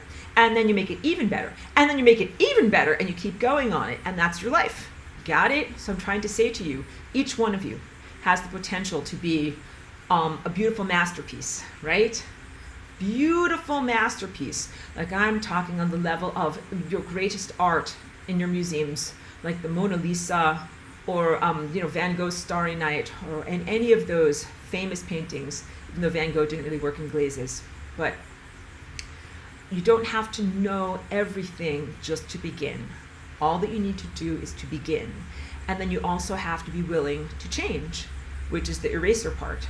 So in your DNA, you have the capacity to send certain things to entropy.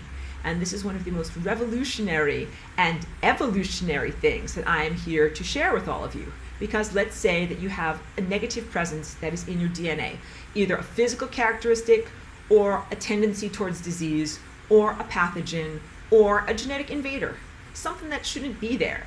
And you can identify it. And you don't just have to be like, oh, well, it's in my DNA, I guess I have to deal with it. You can turn the volume down fully on that particular track. I actually have my music software. I can pull it up for if you want me to show it to you. Basically, in my music software, there's various different tracks that go across the whole screen, and each one has an individual volume. Here's the drums, here's the piano, here's the tuba. Sometimes I use tuba sounds. And if I don't like the tuba, I'd be like, that is too much tuba. Sometimes we can cut it out, just edit it, make there be less notes. But sometimes I can turn the volume down. I can turn the volume down to 0 if I want to. I can delete that whole entire instrument if I'm like, no, I don't want to have the tuba album. And you can do that in your DNA.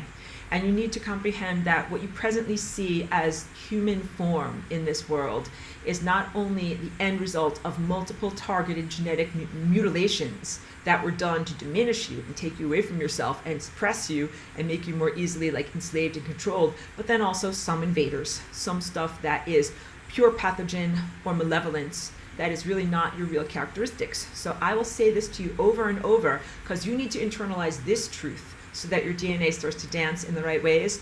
The true nature of what humanity is, your true self as a full spectrum human, is based in unconditional love, generous, responsible, good, well-intentioned, caring about others, has integrity, speaks the truth, can't even really conceive of a lie, and non-self-destructive, wants to stay alive. Those are like your basic characteristics of who you are. All of this other stuff is not the real you.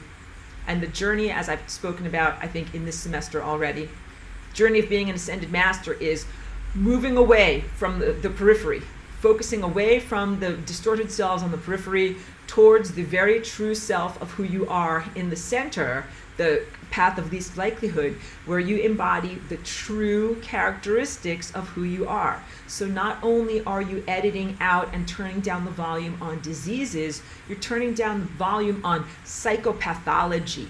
And that would be considered things like, violence itself is not wrong, is not inherently pathogenic, because violence can sometimes be needed to protect yourself, to defend innocents who can't defend themselves, or to act proactively to prevent worse violence. So there is such a thing as sacred violence, justified violence, righteous violence, divine violence, but it is non-arbitrary, and it is for the purpose of preserving life. And so violence itself is not pathogenic, but being a psychopath, like we often use those words together, a violent psychopath, like a crazy madman, a serial killer, that's not innate in humanity at all. That is actually a genetic overlay from a very, very twisted and distorted species or level of consciousness that has invaded your genome. This is lesson 18 stuff. I'm not exactly blowing anyone's mind on this. You already kind of knew this and felt this inside of you. And this is where we get the mythology imagery of, on one shoulder the angel, the halo, ding, which looks exactly like your crown chakra, good self that's connected to God, and then the devil on the other shoulder. That's totally an invader, not the real you, something that's an implant, an overlay, and something that destabilizes you, takes you away from your true self, but is not the real you. Rant? Anyone want to rant? I could rant against New Age shadow work, because New Age shadow work says, they're both you, and hug that little demon because he's really you. No, he's not you. The violent psychopath nature is not you, nor is the substance abuse addiction nature, nor is the compulsion nature, any kind of compulsion. Like, it could be a compulsion to smoke tobacco, but it could be a compulsion to touch the stove 5 times before you're allowed to go outside, like any kind of OCD behavior. Oh my goodness, the resource scarcity, fear of resource scarcity you is not the real you. That's the invaders. The invaders are like, oh, S-H-I-T, I don't have my own body. I don't have my own planet. I got to get a body. I'm going to get that guy's body. I don't have enough. I got to get more. I got to do this. I got to do that. Get it? Not having enough. Feeling fearful of being discovered. Requiring energy and resources from others, like parasitism, addiction, fear, hoarding. What's the word? The opposite of generosity is avarice. That is not your real nature. That's not the real you. People act that way out of resource insecurity, and they have identified with their invaders, but that is not who you really are.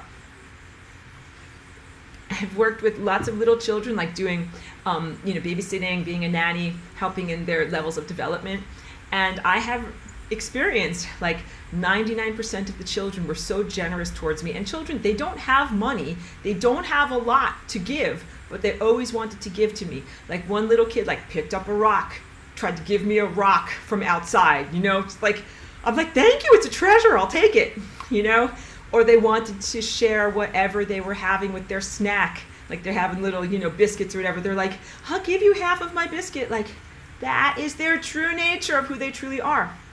These other levels of like having to require billions of dollars to feel financially secure, or taking what you need at the expense of others, including at the expense of plants and animals, is largely an implant. It's not the real you. And so now we get down to the dormant genetic behavior that flying rainbow lasagna should be able to reawaken in you. The capacity to make a selection and a choice about who and what is acting through you, and you get to make aesthetic choices. Sorry, my thing beeps when it stops. I have to restart it. You get to make aesthetic choices about who you are and whom you're not. Just like saying, I made aesthetic choice. Yes, thank you. You gave me the word greed. You guys know sometimes I just need a little bit of help. You can be my external thesaurus and help me to remember the word that I'm trying to find. I made a choice about my outfit today. Like, I made aesthetic choices. You got it? Or getting up in the morning, getting dressed, and I'm like, I want to put on my purple tank top, and then I want to put on my pink dress, and then I want to put on my this necklace, and I want to put on my this earrings. And I'm making a choice about how I look in the world. And we do that on a soul level by choosing our characteristics and who we are as people in the world. This is not just an anthropomorphic, arbitrary, whimsical thing. This is not just something that happens on the level of your personality. This is really the story of the refinement of time and the rectification of the fabric of time-space and the return and reconnection of yourself as a particle of God to God.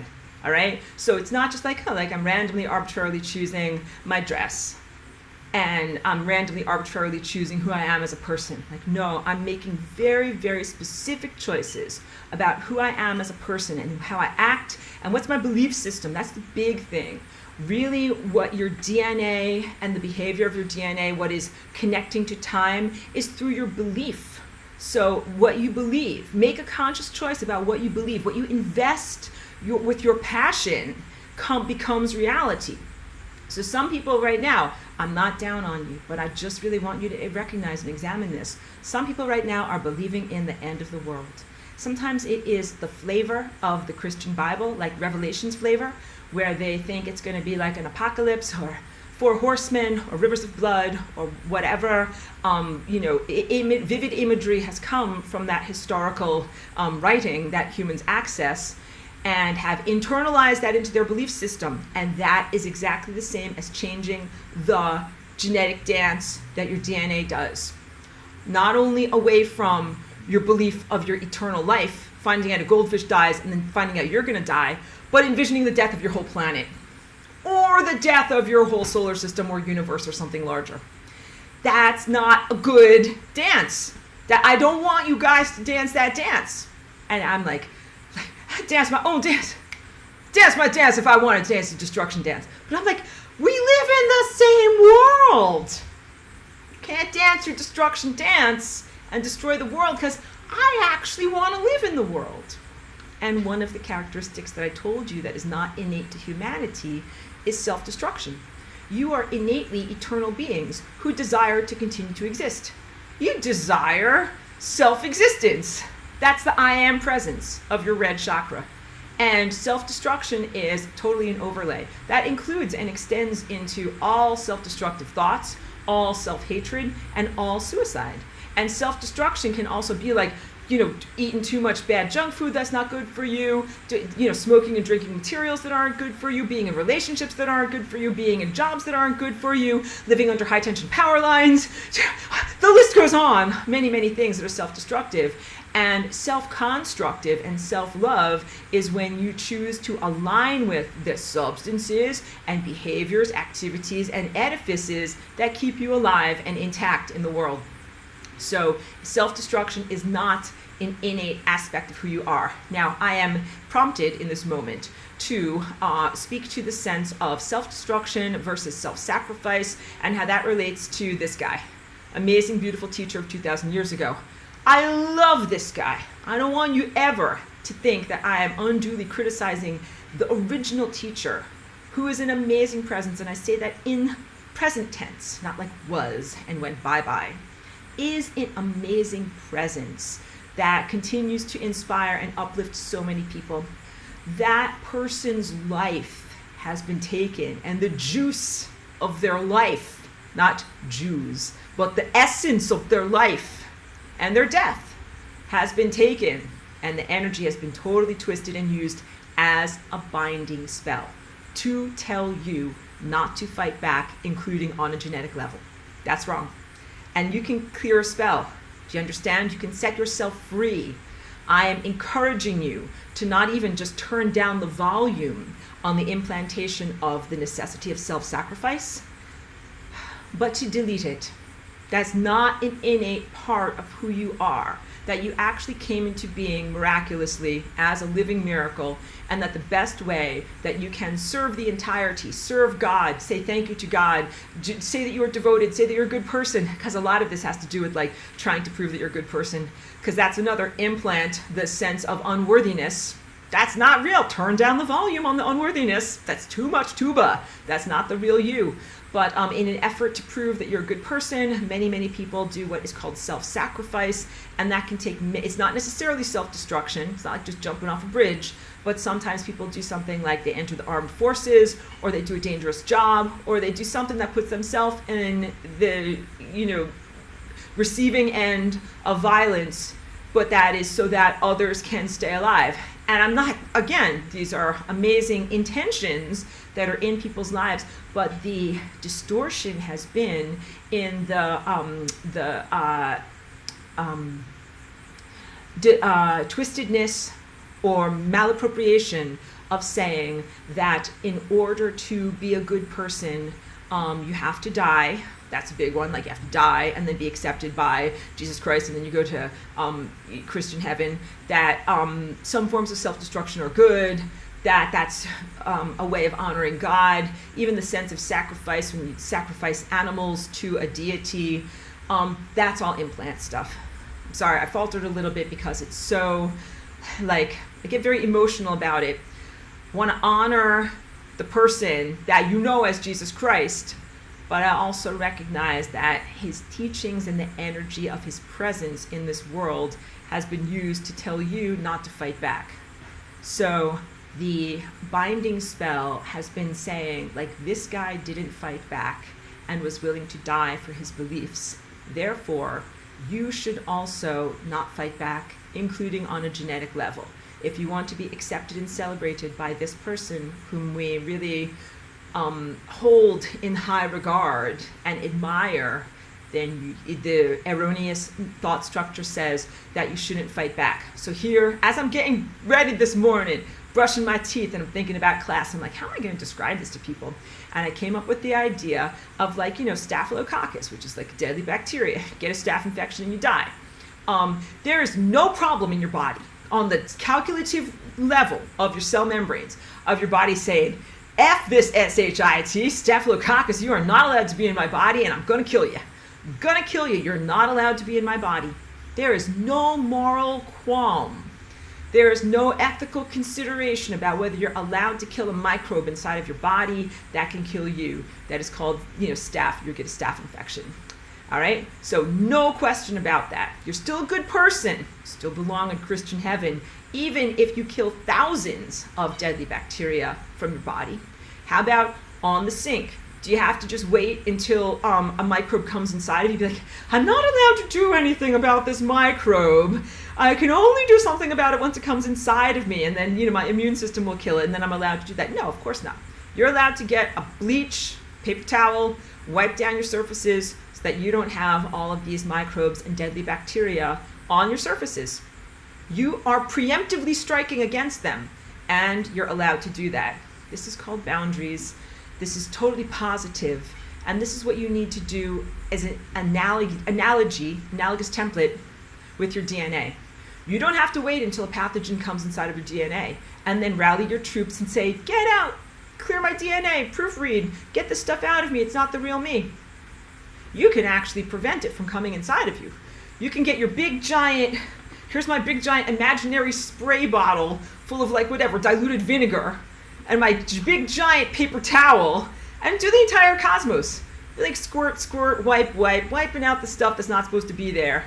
And that's not like genocide, ethnic cleansing, maniacal overreach of anything like that. You're not a crazy maniac because you want to clean pathogens from your environment. It is totally appropriate to do so. But you have had an overlay that is a disempowerment overlay that comes inside of you on a thought structure level and on a genetic level, and then the software changes the hardware, diminishes you greatly. That tells you that you're not allowed to fight back. You're not only allowed to fight back, you must fight back. Because if you don't have an immune system, you're going to die. That's called self-destruction. So self-destruction has been programmed into you.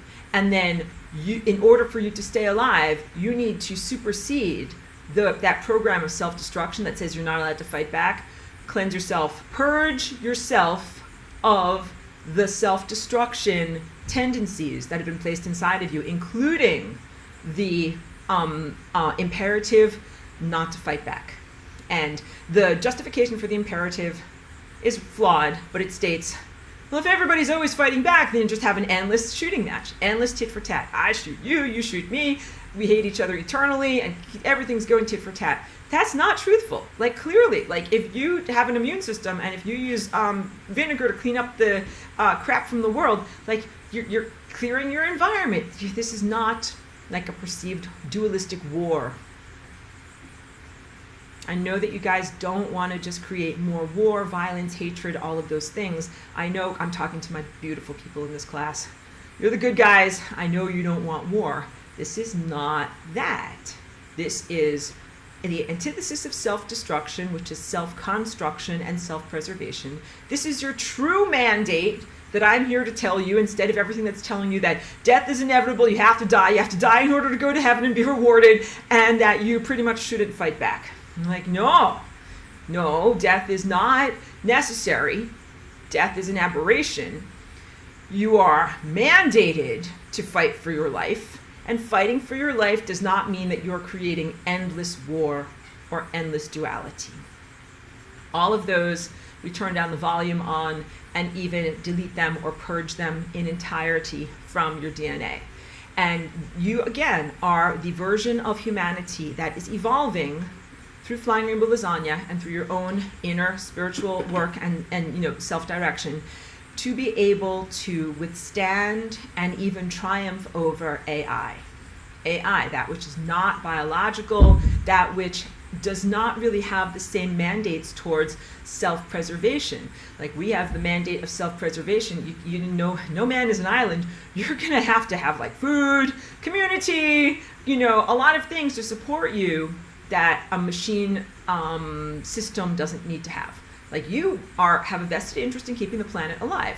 If you were just a machine, you'd be like, alive, schmalive, who cares? Sorry, I'm being very slangy and vernacular there. Being like, who cares if the world is alive or if the world is biologically inhabitable? Like, I'm just a machine that lives in a box. I don't really care about that stuff. So there are different mandates about what you care about. If you need the community to support you and keep you alive, then you care about the community. And if you're something that doesn't require biological life or cosmic laws in order to support your existence, then you don't care about the sustenance of those things, including causality, which is a big part of what is happening as you're exploring yourself as a time presence and the capacitation of DNA. So right now we're using linear language to be able to speak about these things, but linear language is totally not competent, adequate to be able to really talk about time. So time has causality structures that are nonlinear, and some of them are parallel. Like what happens on this timeline, there's timeline bleed through on parallel timelines, but the bleed through is less and less and less. But sometimes there are reverberations, things that escalate and move forward, propagate forward through time, but also things that are retrocausality that move backwards and affect time moving backwards. So essentially when you have an event in time, it creates spherical, concentric emanations and radiations of repercussions of that event. And so that means that the past changes, the future shifts, and you need an eye like this to be able to keep track of it all. You're like, oh, I just got a prognostication that I'm gonna eat a peanut butter and jelly sandwich for lunch tomorrow, but then it just shifted. But then also all of my memories going back here just shifted, but then also I just shifted dimensions, and now I'm on a different timeline. So that level of fluidity is what you're really experiencing in time, and right now our language is not really adequate to be able to talk about and describe the fluid nature of time as it is always shifting. But I will tell you this, just like you are an artist here at your easel drawing and erasing, time is doing the same thing. Also, haven't said this enough in today's class, but time is an alive being. Time from the human perspective is often looked at as an abstract, and it is hardly looked at as something that is a sentience or something that has its own self-preservation. Time is alive, time is sentient, it has its own sense of self, and it has its own mandate for self-preservation, and that is literally why I self-invented or created the flying rainbow lasagna, because time wanted to stay alive. I didn't like any of the options on the menu. Time didn't like any of the options on the menu. Time is like, oh, if something doesn't happen, there's going to be no more me, and I can't have that. I have to still be. So a lot of levels of consciousness agreed. Yes, it is definitely time to do something so that we can all continue to be, because otherwise there will not be the fabric of space-time, there will not be consciousness, there will not be the basic substrate that we use in order to hold up reality events. Now, be a teenager, be like, why do we even care about reality events?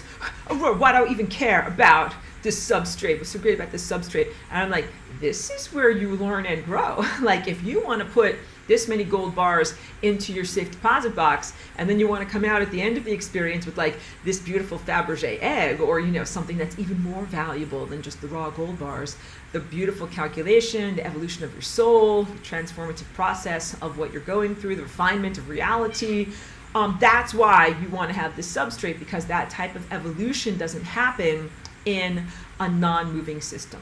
It doesn't happen in a stasis or a place where there is no wiggle room for exploration. So there has to be dynamism, change, movement, the capacity to learn, so you can grow and have the capacity to learn. And that's really the answer to the big question, like, Mommy, Daddy, why am I here? And the answer is to learn and grow. And that's even the answer from the perspective of who and what you are as the divine presence. Like, why would I come here? I'm God. Like, why would I come here? And the answer is, because you wanted to learn about stuff. And that means, yes, the answer is God. Even God is in this process of learning, evolution, self-expansion, self-generation. That's it. God is also not in a stasis. God needs to be in this, or it is necessary, not that God needs, but that it's necessary for God to also be constantly moving, evolving, and making stuff, and doing stuff, and experiencing stuff, and innovating stuff. And that is how life is maintained, really, through these constant processes of innovation. So, okay, I'm checking my notes here. I want to get to your comments as well. All right, I got that. Okay, so big on DNA as antenna. I didn't speak about this enough. Your DNA is an antenna. What does it pick up? Like, I want to say, like, classic rock stations, country? No, it picks up the music of different realities. Some of this is exemplified by different thought forms, like literally, telepathic consciousnesses, verbalized thoughts, and things like that. But really, so your DNA is picking up information and sending out information. You're affecting other organisms, but also your DNA receives reality truths. Your antenna is how you tune into a reality station. So a long time ago, when cars had radios that had these little like sliders on them, in order to find your favorite country western station, you had to kind of like twist the dial and listen. Be like, is that my song? No, that's not it. That's a bunch of static. Turn a little bit more, like, is that my song? No, that's heavy metal. No, go past that. And then go a little bit more and be like, oh, that's my station. And then you hear it, and you hear the song that you want to hear. That is what your DNA really is. It is a oscillating genetic antenna that makes you perceive particular realities. And when I say that, then you can really comprehend why it is the biggest prize at the casino. Because with DNA, that means that you can experience wildly different levels of reality. And even not just shift the radio station that you're on, but even change the quality of the music that is being played. This is what has happened to you. This is why you live in a world where there is death and disease and a lot of bad stuff. Because somebody took the knobs of your genetic radio and twisted them all the way over to here. Some experimental, like, college rock band station that plays music that is barely even recognizable as music. I'm getting very, very silly.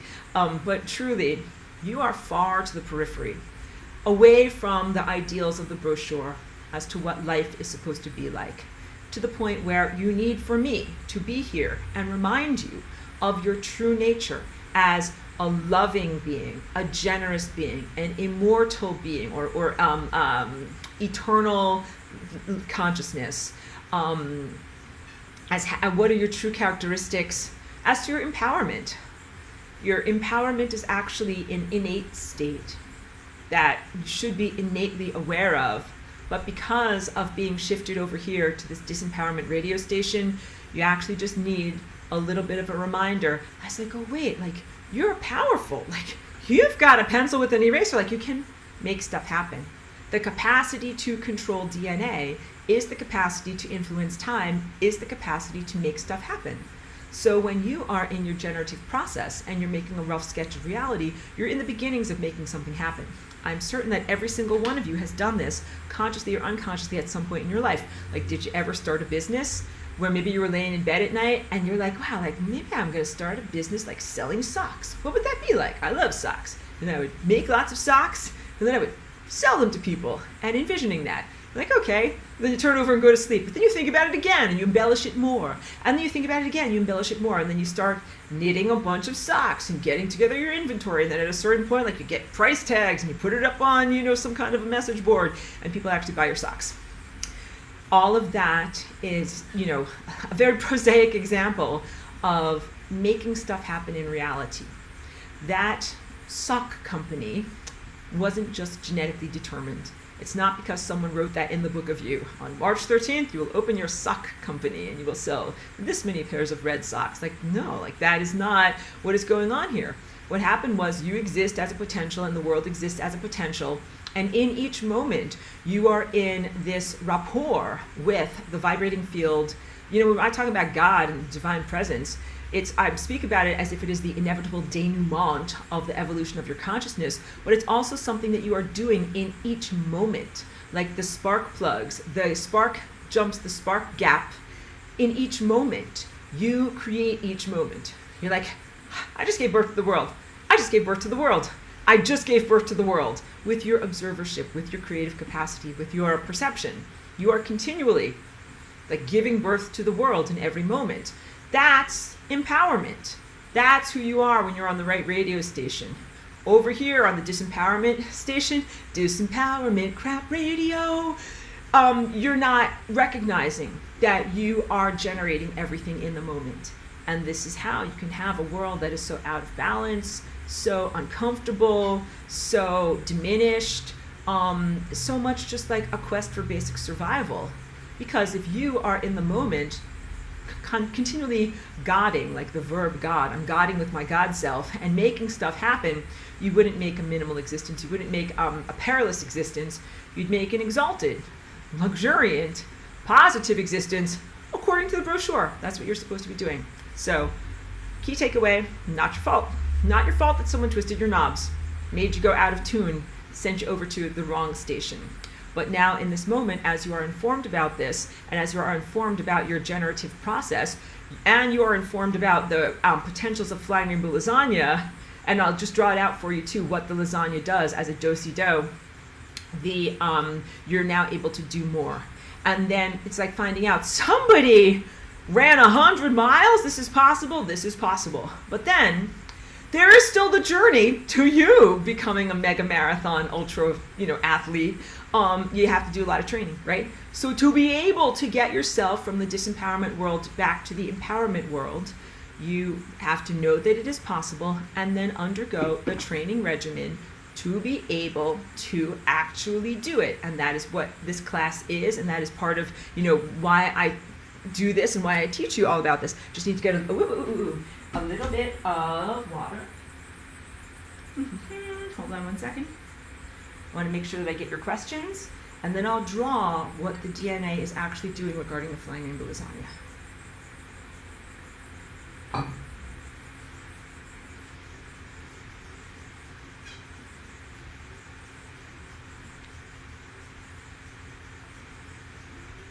Michelle says, qualitarian over here. I love making pristine systems.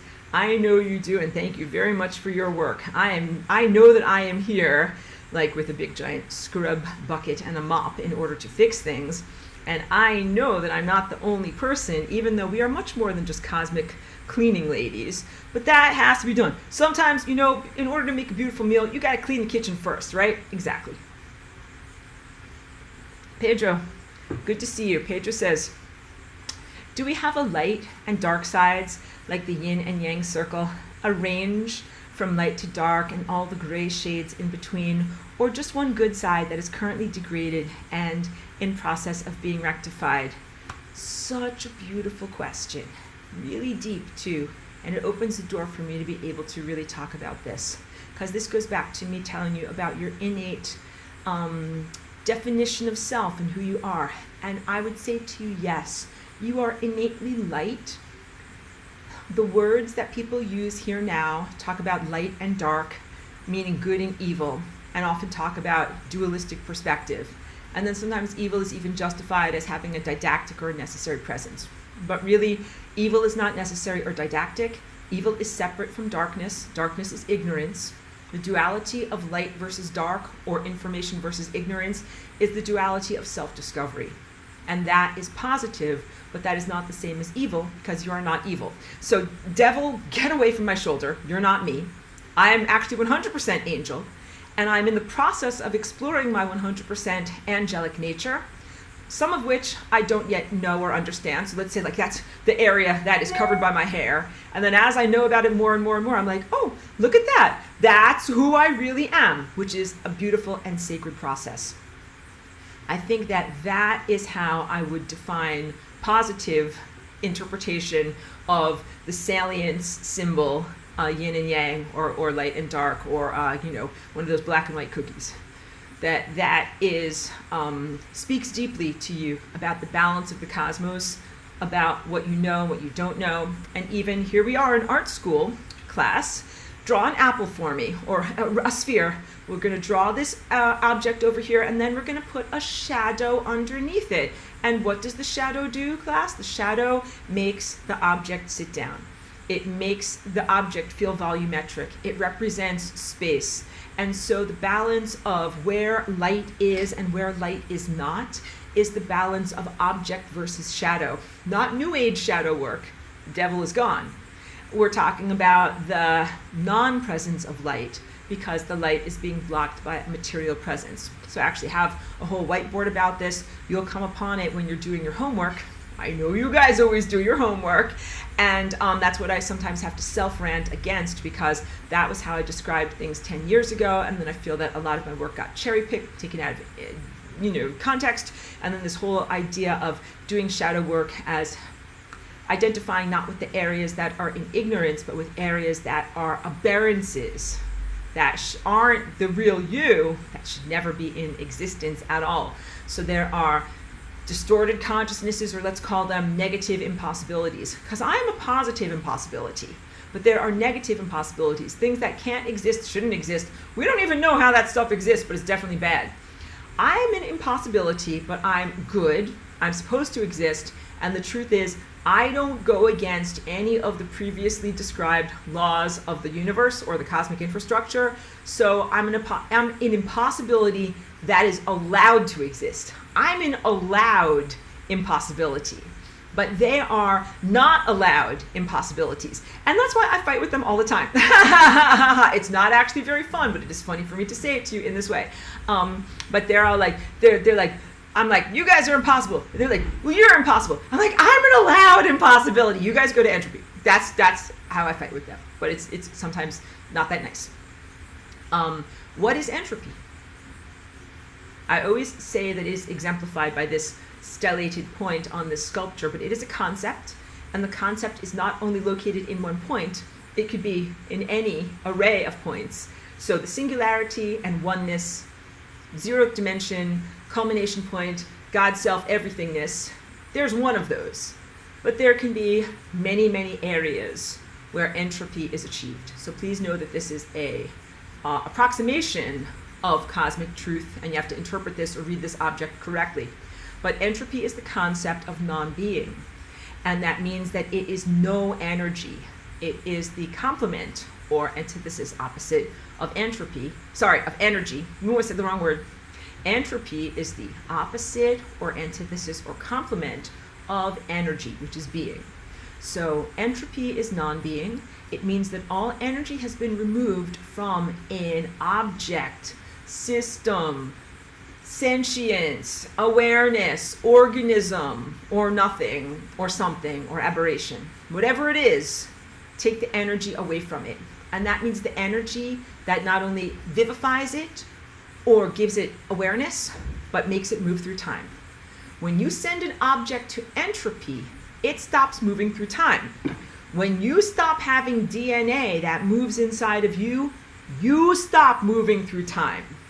DNA and this dance that your DNA does literally propels you from one moment separated at the Planck length to the next moment, to the next moment, to the next moment. That is how you can go through 2 hours of being in class with me without having to be like, okay, everyone, get ready. We're going to jump into the next moment and jump. And the clock goes tick. And we're like, hooray, we're in the next moment. But we're doing that. We're doing that at all times because of this amazing calculative process that is happening in our DNA that propels us forward. But if somebody pressed the freeze ray on your DNA and you froze, you know what would happen? You would blink out of existence to the rest of us. We would not see you anymore. You would not be standing there frozen like this. You would be not existent, no longer moving through time. So, I mean, in our world, what would happen is your consciousness is no longer moving through time, but you leave behind a dead, inanimated, corpse that decomposes. But let's say if it's an object, whatever, I'll hold up like my lip gloss. If my lip gloss goes to entropy, then what happens? It would disappear. It would not leave behind like a corpse or anything like that. It would disappear out of existence. If all of the energy was removed from this object, it would no longer be in existence. It would go into a state of non-existence. And non-existence is not the same as the theological descripting and cultural ism of your concept of hell.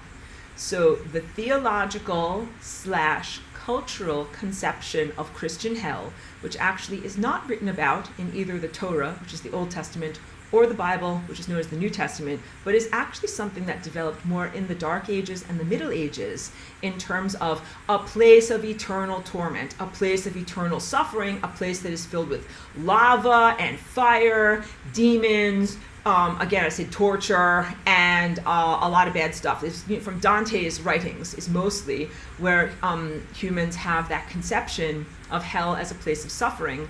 And it, of course, was used in terms of great efficacy in terms of human behavioral control. If you don't eat all your vegetables, you're going to go to hell. You got it? But that is not accurate. Hell is actually this area that is the membrane of death in between reality structures, but it's not supposed to be inhabited by anyone. It's supposed to be empty. It's supposed to be empty, like Nowheresville. But consciousnesses have gone there and have somehow been stuck or maintained their presence there for a very long amount of time, in spite of the energy that flows through that membrane as part of the death process. And hell is really what happens when these malformed presences on the membrane of death are subjected to the light of truth, which is like a very, very forceful fire hose of light and information. And they're broken conduits, and when you send energy through this tortured, broken conduit, it just creates a huge amount of friction. That is the origin of the theological premise of being burned and tortured forever. But it really is a dissolution process that should be fast. It should be like, your genetic sweater is unknit and you're gone. But for some reason, these are some stubborn doo-doos that don't want to get flushed, right? The pooties that don't want to go bye-bye. And so if they are unrecalcitrant and hanging on to some form of semi-existence in an interdimensional world that is actually not supposed to be a place for inhabitation, that is their fate unless they go directly to entropy. Entropy as the non-suffering state of non-being. So if you are a consciousness that is semi-alive but also kind of dead, that needs to parasite off of the living, that's grotesquely malformed, and that feels an enormous amount of pain in response to the force of truth flowing through you, and you don't actually dissolve, that's an enormous amount of suffering. And if you're in that state, and this is what would happen to these things over the next 13 to 18 billion years, like moving towards the entropic heat death of the entire universe or narrative story structure of one timeline that you're in, that would be a lot of suffering. But they could go to entropy instantly.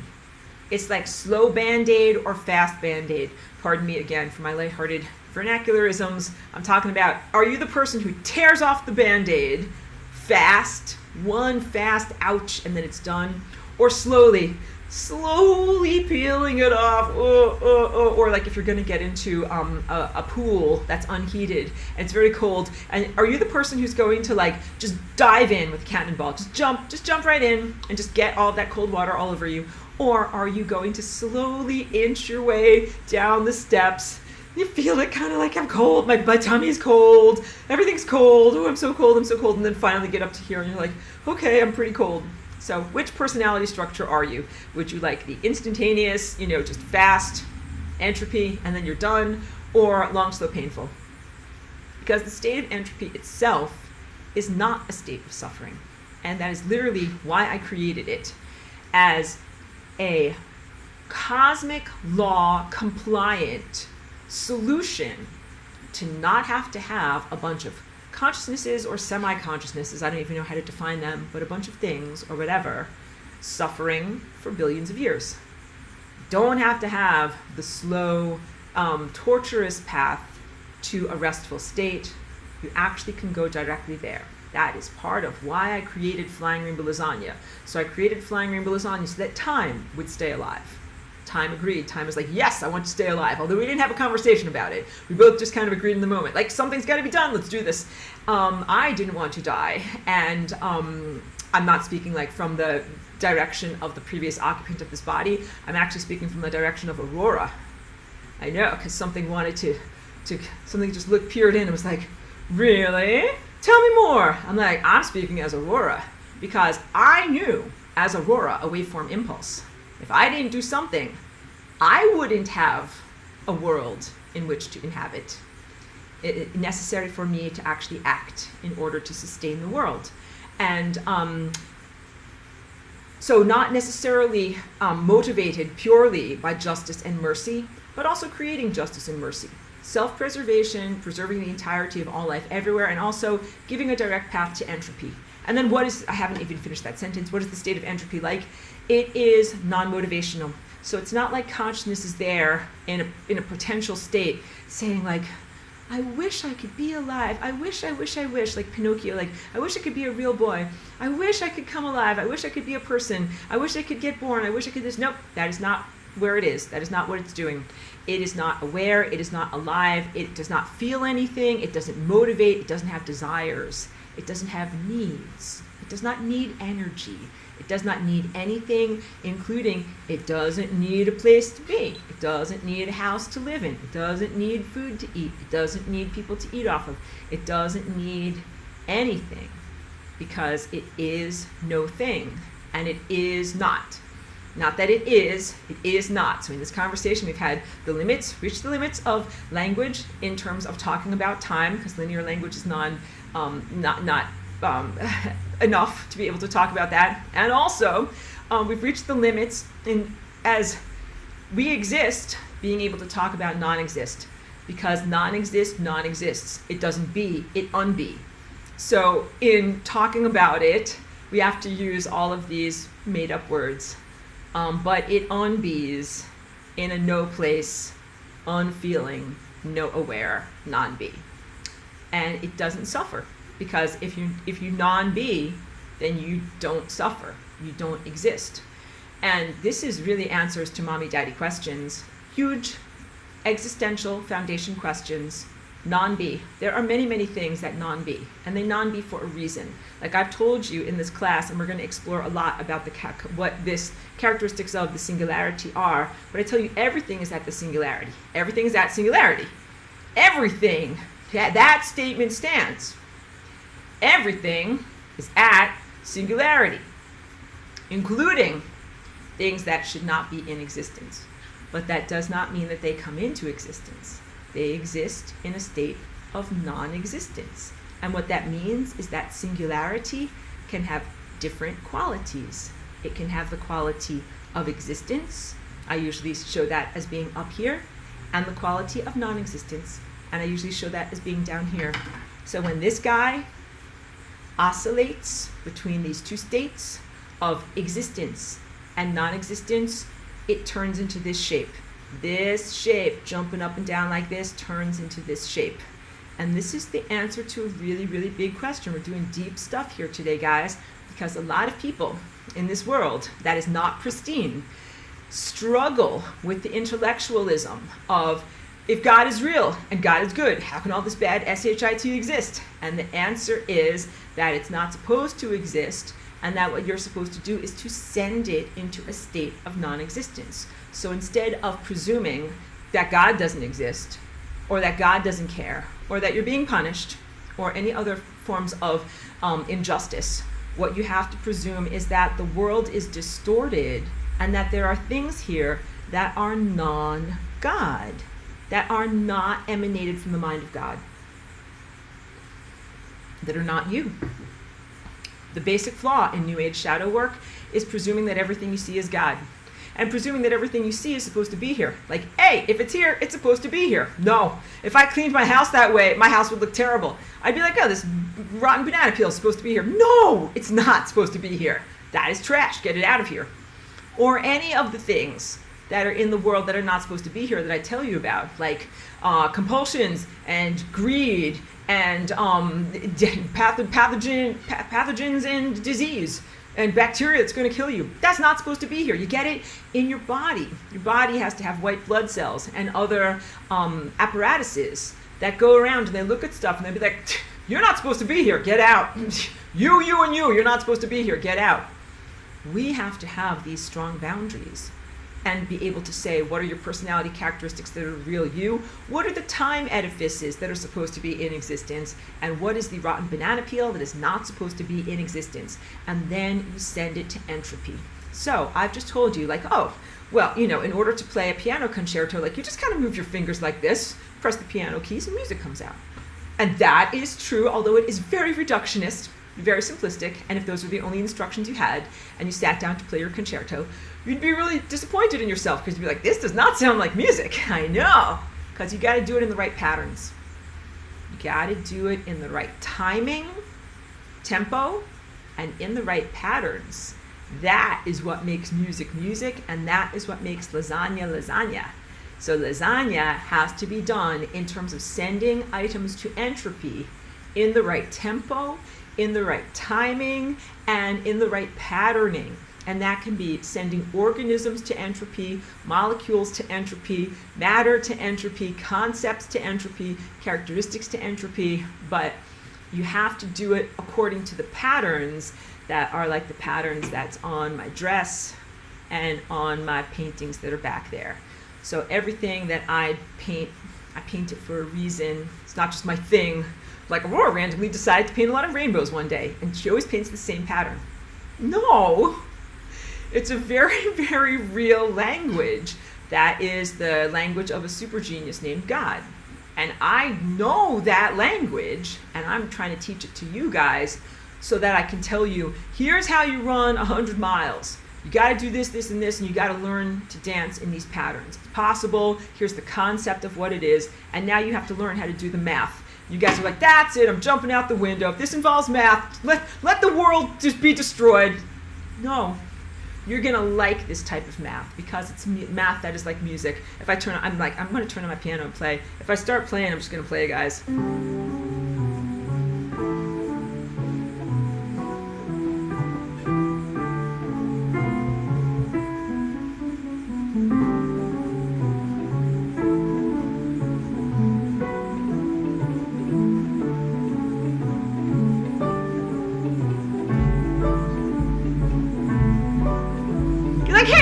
That's music. That's lasagna.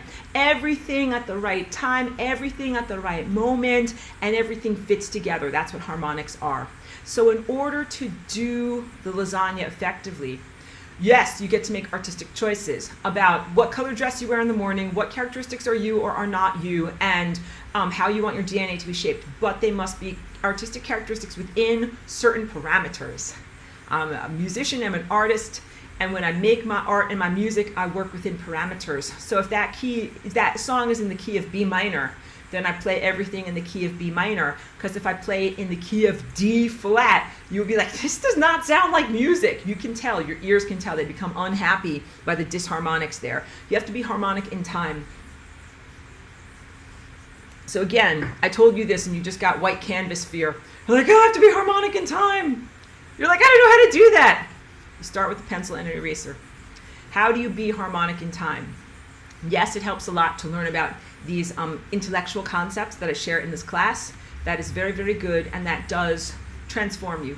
The software transforms the hardware. The software concepts, the intellectualisms that I'm teaching you, begin to change the dance of your DNA, begin to change the way in which you expect reality to behave, and make it possible for you to restructure what your physicality, what your actual DNA strings are actually doing. I'm sorry, I'm losing my train of thought a little bit. But so, okay, I'll come back to it. Allison says, I decided that I no longer accepted asthma. Excellent. This is what we're talking about. Turn down the volume and delete asthma. She says, I had it very bad for 10 plus years. Within a couple of years of that decision, I was essentially gone. It was essentially gone. I made no other conscious changes. Amazing. And I thank you for sharing that. It's a powerful testimony, powerful story about how you used consciousness and belief to transform the activity and expression of your body. So this is big because sometimes people go to a medical professional and they get a prognosis, and maybe the doctor might say, you'll have this for the rest of your life. Take these pills, and then these, and then these, and then these, and keep going for forever. And that's a type of programming of expectation that can be very defeatist because it doesn't take into consideration the possibility for self-transformation like what Allison did. And that is really a step towards self-mastery. So self-healing and self-mastery really go hand in hand. This is a big part of moving your consciousness from the radio dial over here, the disempowerment radio station, all crap radio, back into the alignment of your eternal life, where you're like, oh, something's not right in my body. I'm empowered to fix it, fix it, fix it. And then you feel so much better. And that's big because, I mean, we're in this world right now where people treat their bodies like disposable cars. People are like, I don't like my car, I don't like the paint job, or there's a scratch on it, or maybe I got some jelly on the seats and it's all sticky inside of here. You know, a kid spilled the jelly. I'm gonna buy a new car. And people are that same way about their bodies. They're like, I don't like these diseases that my body has, or my legs are too short, or I think I'm ugly. I just die and get a new body. And that is not actually what we're supposed to do. That is the disempowerment radio station over here. Because the empowerment radio station is like, oh, I don't like something that's going on in my life. I'll change it. I don't like the way my body feels. I'll change it. I'll fix it. I'll bring it into optimum situations. Or the non-self-love is actually not the real you. The non-self-love and feelings of low self-worth are 100% implanted pathological overlays that have nothing at all to do with the real you. And when you get into the level of self-empowerment and who you're supposed to be, you feel totally loving and celebratory of yourself. You love exactly the way you look, exactly your features. You don't say like, I wish I looked like such and such movie star, or I wish that I had this, or I wish that I had that. You love exactly who you are. So like my dog, I think, you know, Cheeky is little. And I love that you guys love Cheeky so much. She's sleeping in her dog bed. She is little. And I think sometimes that she thinks like maybe she wished that she was like bigger, because there's a lot of, you know, bigger, more intimidating dogs. But when she is in her perfect alignment to self-empowerment, she's like, I'm exactly the perfect size I'm supposed to be. Perfect size. She doesn't wish to be like a bigger, more intimidating dog. She wishes to be exactly who she is. Got it? That is what it really feels like. I don't know if some of you might never have felt that way about yourself. Like, I really have to inform you of that because there's such a disempowerment, low self-worth, and even like self-disgust program that's programmed into human DNA right now, that some people are so at odds with their appearance, their body processes. Some people like have so much distaste for themselves that they don't even like, you know, eating, chewing, making doo-doos, effluvia, any of those things. Like, that is when you get into the levels of self-empowerment and alignment with who you really are. You're like, no, I celebrate all of these things. That's who I am, and that, you know, eating food and chewing noises keeps me alive. Or you know what I'm talking about. You know, various different body processes that you're like, no, I celebrate that, because that is what makes it possible for my awareness to be here. Like, I'm happy to have these body processes. Or even people look at themselves and they think that they're fat, or they're gross, or they don't like whatever, they don't like their body hair, like all of these things. Like, you feel, I'm just informing you, you feel really, really different when you get rid of those genetic programs. That's not really you. You know who that is? That's the devil that we just got off of your shoulder. That's an invader. And the invader, you know what you can say when the invader looks at you and is like, your ass is so fat. You're like, shut up, get out of me. And also, you don't even have an ass, you know? So you don't get to have an opinion about my ass. And also, my ass isn't fat. It's exactly the right size and shape that it's supposed to be. And nobody hears it enough. I say it in my dance class, my movement class, you know, on Tuesday mornings. I tell everyone, like, everyone who tells you that, like, you're not good enough and you're unworthy and you feel really bad about your body. It's like, no, in my dance class, it's the only place, not the only, but it's like, hopefully, many, many places where you will hear that you're enough. You're enough. You're the right size. Because think about this world. Like, everything is like weight loss, this, anti-wrinkle, this, building lean muscle, this. Like, all of these things, you know, you can't go through Instagram without being bombarded by all these things that basically boil down to disempowerment radio, everything is crap and you're not good enough. It's like, no, you're good enough, because if you're good enough, then it's like there are not that very many things to sell to you. So the entire motivation really, really, really changes. Okay, so now we're restructuring back, refocusing back to self-mastery. And when you are in self-mastery, then you're like, well, my body is great, but I just don't like this, you know, the difficulty of asthma. And Allison is like, yeah, like, I'm getting rid of that asthma, right? She made a belief system, intention, and change. And then not only changed on the multi-lane highway of what she was directed towards, but also wrote a new recipe. You don't like the options on the menu, write a new recipe. And that's hugely empowering, because maybe you have a disease or condition that no one else has ever had to deal with in the world. Maybe whatever, you know, you're the first, or doctors don't even know what it is. So you can say, I'm gonna make the solution for this in this moment with God, my God self, with God reverberating generative force field. I'm gonna make and generate the solution that is my healing, my rectification, my rebalancing, so that I can move forward and live my ideal life. Instead of saying, well, there's something wrong with my chassis, I'm just gonna have to get a new car. You get it? So on Empowerment Radio, you get to fix up your car. And I guess maybe a good way of envisioning it is how, like, you know, out here in California, there's a lot of classic car culture, where someone might have like a vintage Chevy from, you know, 1952 or whatever it is, and they will find the parts. And if they can't find the parts, they'll make the parts. And they go, there's a problem with whatever, the headlight, we'll get a new headlight.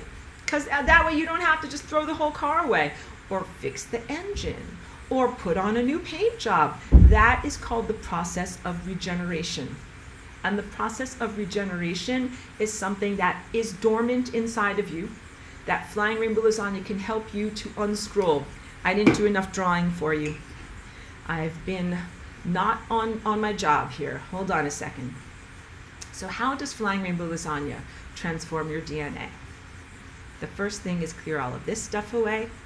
Clear all of this stuff away. And then the next thing is, okay, so your DNA during a large portion of its life, oh, that's not what I want. Sorry.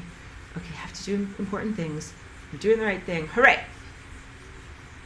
When it's a strand, that's not the right color. Oh boy, guys, thank you. And it's like a zipper. It gets unzipped. So these are like the teeth of the zipper that represent different amino acids that fit with their complements across the way. And when you have the other, get the other color going here. So this is one strand of your DNA as it exists. Draw it better. You know I cry. I'm like, wah. Okay, that's better. Good. So here are the teeth of the zipper, right?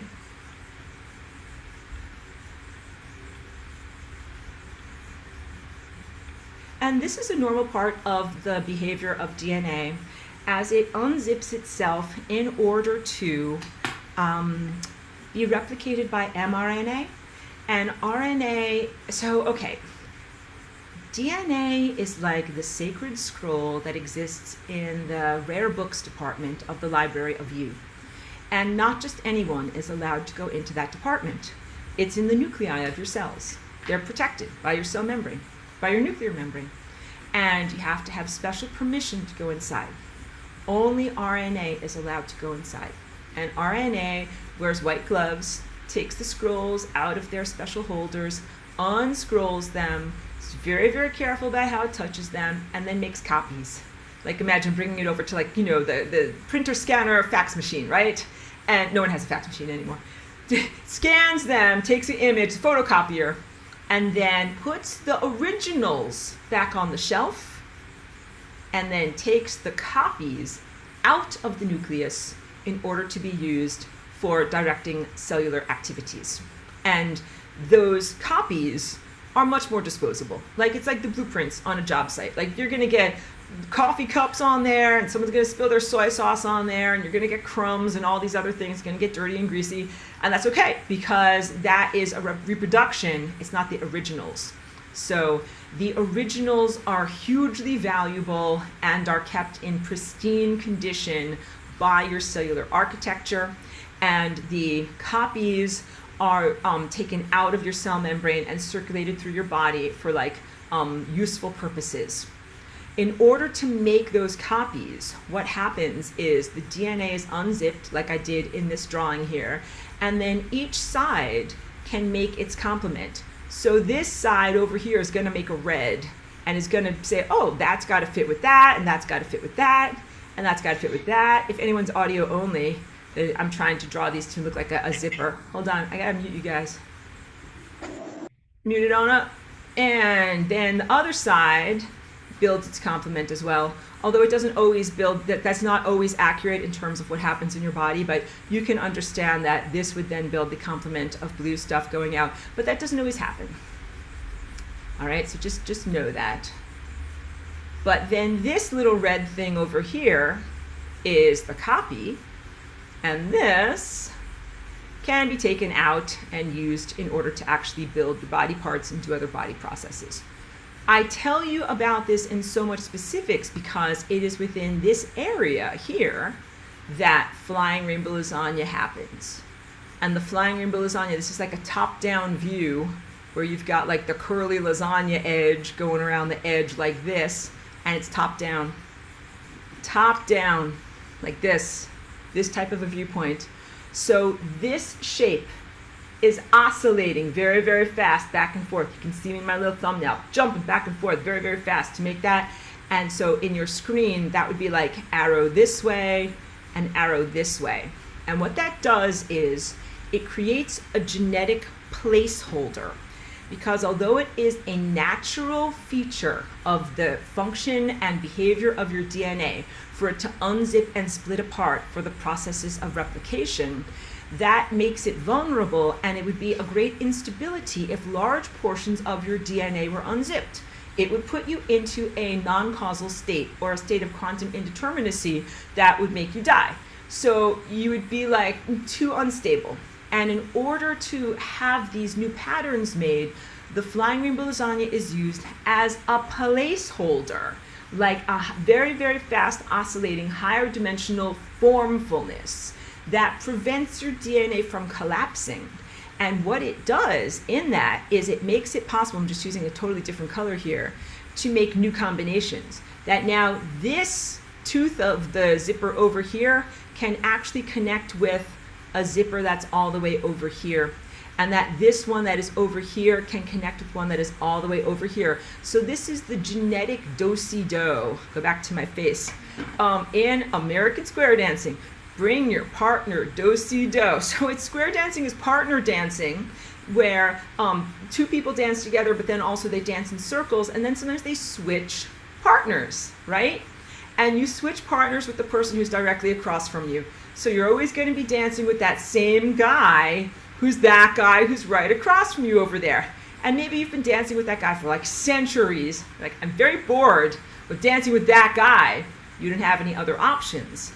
But when you flying rainbow lasagna, you have other options, because this is not only oscillating, but this is also rotating.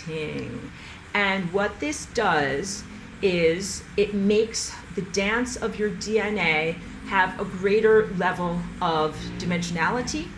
And I said this, every time you add an additional dimension, you gain an additional degree of freedom. In this case, it is the freedom to decide or choose who is going to be your amino acid dance partner. Is it going to be that guy that I'm always dancing with, or is it going to be that guy? Because if I can choose that guy, then I've got more freedom than I used to have. And if I can choose that guy, then I've got more freedom than I used to have. And this is the rearrangement of your DNA. So again, it's not arbitrary. Music is not arbitrary. Music is not arbitrary. The notes have to fit together and sound pleasantly. When you do your DNA rearrangement, you can't just be like random things on the keyboard. Now that's life. I'm healing myself. Like, no, you can't do that.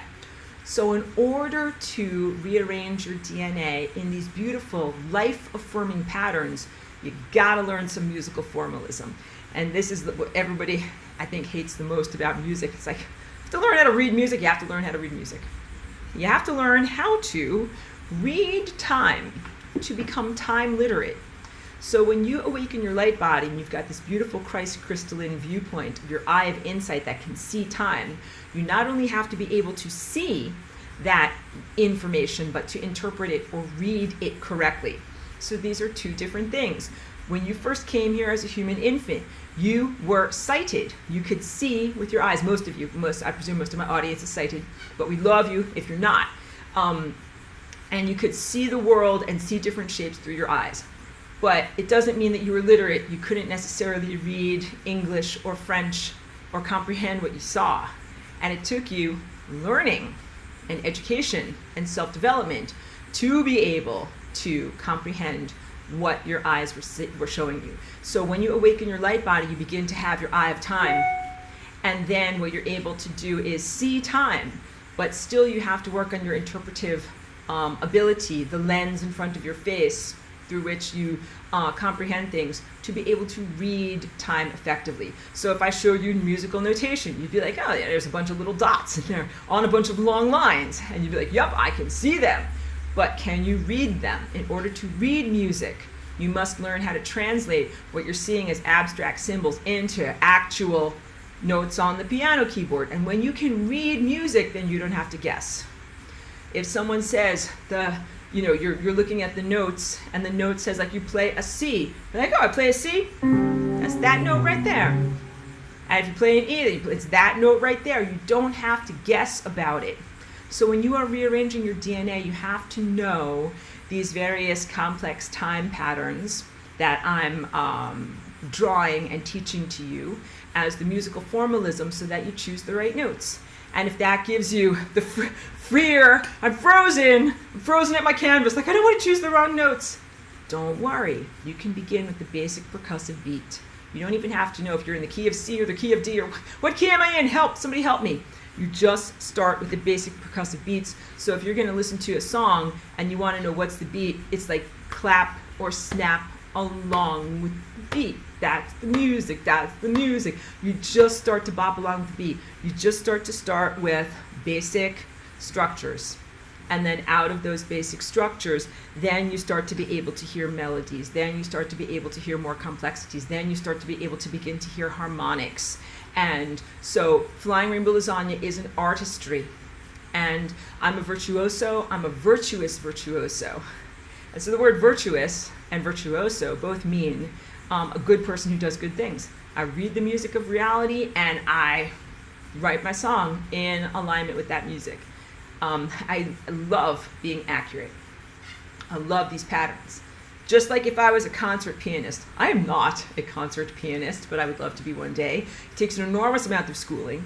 But to be able to hit all of those notes absolutely perfectly while you're reading, this complex thing that somebody wrote hundreds of years ago, and you get every note correct, play a whole entire concerto that way, that is really, really difficult. That's hard stuff. And maybe as hard as running 100 miles of a marathon, right? But people do it.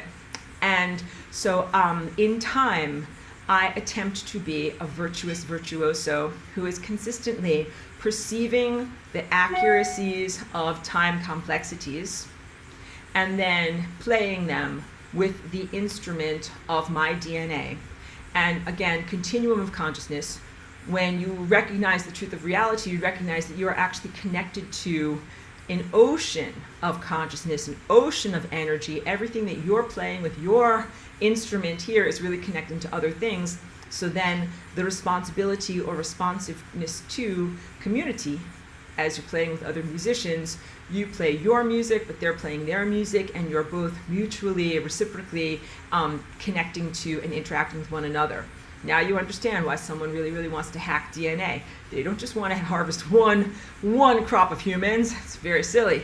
That's definitely not going to do everything that they want. They want to be able to hack all of DNA and the entire music of the cosmos and music of reality structure. But also they want to just like poop on it and destroy it. They don't really want to like, you know, make it last forever and do cool things. So that's why I say no. Say no. Don't poop on our time structure. I'm so silly sometimes, but I hope that helps. Trish, thank you for being here. Says Aurora, by time being sentient, is it a sentient machine? No. It is a sentience that is not a machine. I'll get to the second part of your question, but first, let me affirm this. So there is no judgment at all. I'm getting myself more water. I'm really running a marathon today, guys. I'm drinking so much water. And also, maybe I'm feeling a little bit warm. It's actually like a cold, cloudy, crappy day here, but I have a lot of electronic equipment here. I think that heats things up. Okay. Said with total love.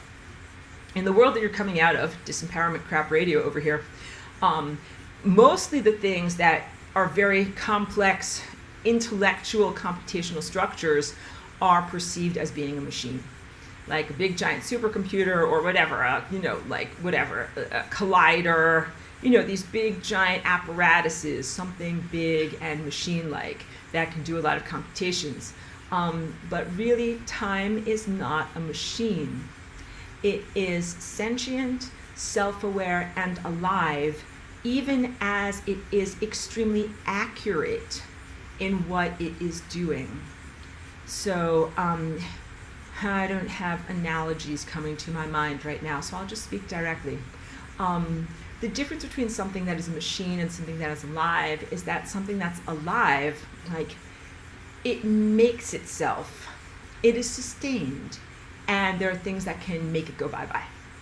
But a machine doesn't make itself, it's made by someone or something else, and it doesn't generate itself. Like, you gotta get spare parts, you gotta get the new hubcap for your old Chevy, and it can't just go bye-bye. Like, if I don't feed my car for several years, it doesn't just go bye-bye. But if you don't feed a plant or an animal for several years, like, it goes bye-bye, all right? So alive things they require care. So, okay, a force field can be alive.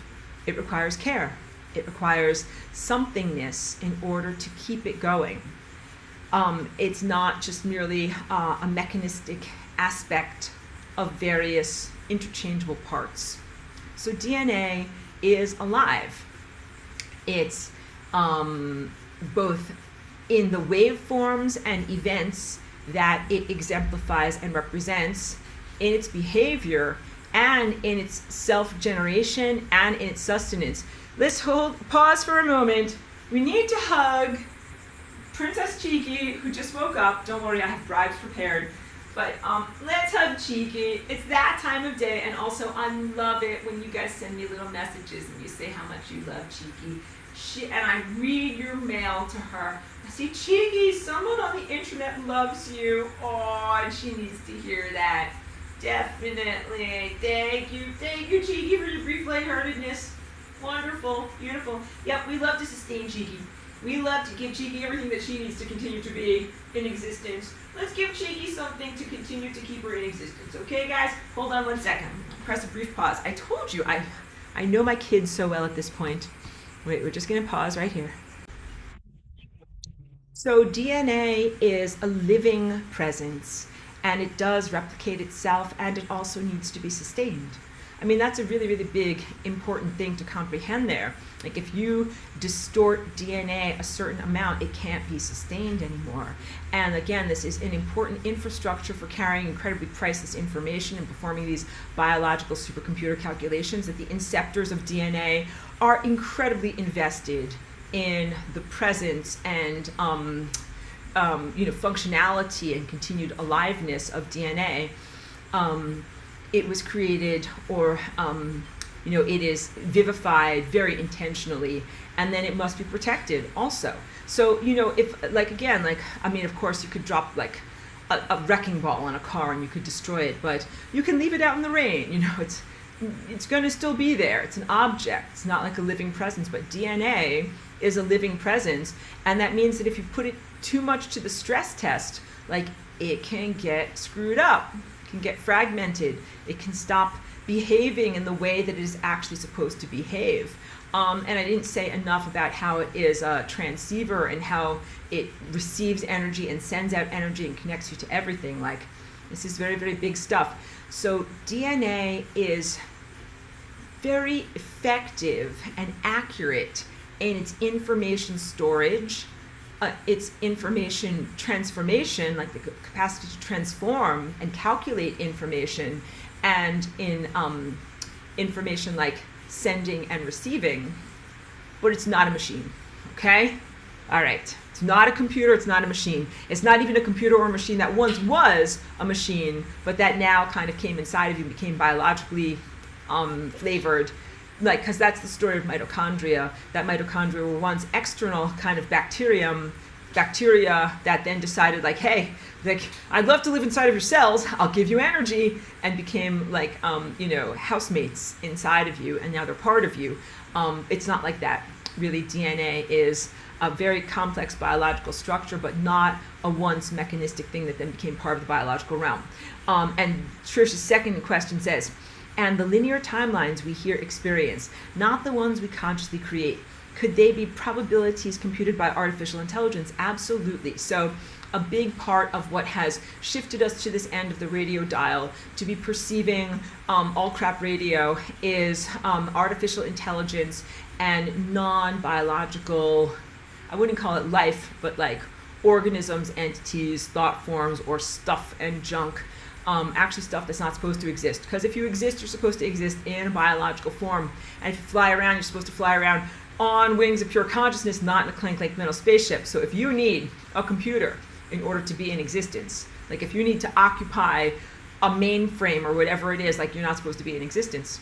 That's part of the stuff that's not supposed to be. It's supposed to unbe. It's supposed to never be. It should never be. And it will never have a body. And there's a reason for that. If you guys actually saw the stuff that is non-exist, or that non-exists, you'd be horrified. You'd be like, that's all a lot of bad stuff. I'm like, yes, there is a reason why that stuff doesn't exist. This is, like God talking here. Like, here's all the beautiful stuff, like puppies and kittens and, beautiful rainbows. That's the stuff, like, that stuff should exist. Let's make that stuff as a potential come into reality. But then here's all the stuff that shouldn't exist. That's not only like death, disease, and, grotesquerie, but is also like very, very scary, violent, disgusting monsters, all right? Stuff that shouldn't exist and should never exist. But some of that stuff that should never exist has not come into existence, but it has come into a semi-existence through the use of technology. And technology is itself an aberration, a thing that should not exist, which is why I have to say that DNA is not a technology because it should exist and has nothing at all to do with these technological aberrations. And one of the things that you can tell also about DNA, like why should it exist? Because it's like music. You can't just have arbitrary nonsense. If you did that, it would fall apart. You wouldn't have biological life. So it runs in very, very complex, very specific patterns. But, you can program a computer and it can do any sorts of stupid junk. Any sorts of stupid junk. As I did that, I kind of like felt Charlie B., who's a computer programmer and is a lovely person in this class. We've had many, many talks together. And he's agreeing with me inwardly. He's like, yup. Regular computers can have all sorts of silly stuff and junk inside of them. There's not the same standards. Because that's the whole point. Like, in order to be alive, you got to follow certain standards. And if you don't want to follow those standards, you can't be alive. And if you're a grotesque monster, you can't be alive. And so these are boundaries to existence, and they are there for a reason. So a lot of the timelines that we are experiencing that are distorted, they don't come from you. You can stop blaming yourself. On crap radio, you blame yourself. You're like, I invented this world, and I invented all this crap in it. I guess I'm very crap. No. Actually, you invented a beautiful world here, and something that doesn't exist. and shouldn't exist and should never exist pushed you over to here. So what you have to do is unexist the stuff that should never exist and bring you back to here. So very, very good insight into the origins of the distortion of time. And of course, here we are fighting AI again. And if you don't fight AI effectively right now, like there's the possibility that it would commandeer the behaviors of DNA and then be able to be like a puppet master, creating all sorts of negative narratives. And not just negative, but low information. Like, like narrative where like everybody gets destroyed, rivers of blood runs, or nuclear war, like that's just total destruction. But what if you just do something that's just like a bad soap opera? Something that's just like a stupid nonsense play. That itself is a type of aberration. That itself is a type of mind violence. That itself is a type of insult to existence. It's not the Mona Lisa. Imagine like a very, very inexpertly drawn, crayon drawing that approximates the Mona Lisa. It's not a masterpiece, because that would be like an insult to like, creating life, creating matter, creating energy, creating consciousness, creating DNA and all this stuff just in order to have like a tawdry soap opera with no meaning. And then at the end, everybody dies and nothing means anything. Like that is the definition of nihilism. Except nihilism could be like in higher production values, but you know what I'm talking about. Like nothing means anything, everything is just a stupid play, who cares, just die. That is nihilism. And that is literally the type of low information system that an AI would create. So you guys are in this world where you're not necessarily comprehending what AI is, but it's not smart. You are smarter than it. It is not smart. And it would create a stupid soap opera and be like, here, I'm giving you life. Here's the stupid nonsensical soap opera. And you're like, no, life is an amazing mosaic where things make sense and are meaningful and make you feel stuff. Like when you watch a movie or see a masterpiece, what makes it a masterpiece? Make you feel it. You feel passion. When you look at real art that is good art, it hits you inside and you feel it. Same thing with music, same thing with a movie or a book.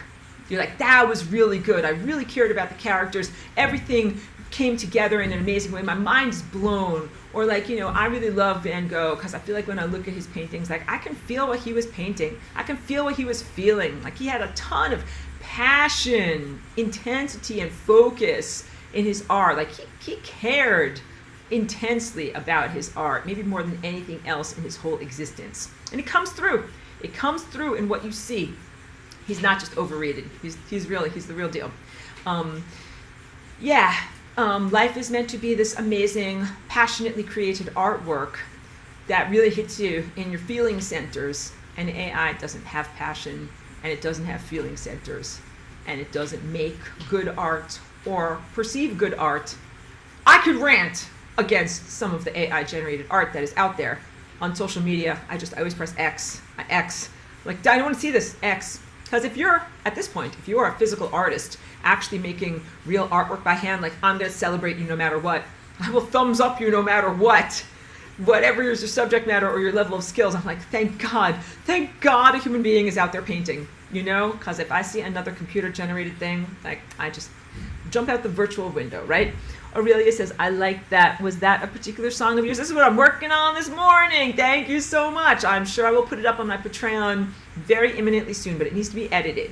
So after I finish up class, Cheeky and I will do what we need to do. We'll take care of our bodies and eat good food and do good stuff like that. And then I'll get back to editing this and maybe be able to have it ready for tomorrow. Kate, thank you for being here. Thank you so much. New student says, Aurora, how in fact do you send non-things to entropy? Do you need to use your will? Do you energetically disintegrate them first? Thank you. Such a great question. Thank you for keeping me on track in this very, very far-ranging lecture about what exactly this is. It's an overview. Thank you for helping me to focus. So to send something to entropy, you don't just say to it, like, with my magic wand, with my magic eraser, kapow, poof, oops, I'm sorry. It's so funny. Something just got caught on my treadmill that almost sent me to entropy. Poof, I send you to entropy. No, it is not like that. Although it is an act of willpower, it is a very specific removal of energy from something. And in order to remove it, sometimes you do have to analyze it in order to be able to calculate. Like if I have, a waveform that's like +1, I know I need to put -1 into it in order to cancel that out. But the most direct way is not to have to do these complex calculations. It is simply to perceive where there is energy and take it back.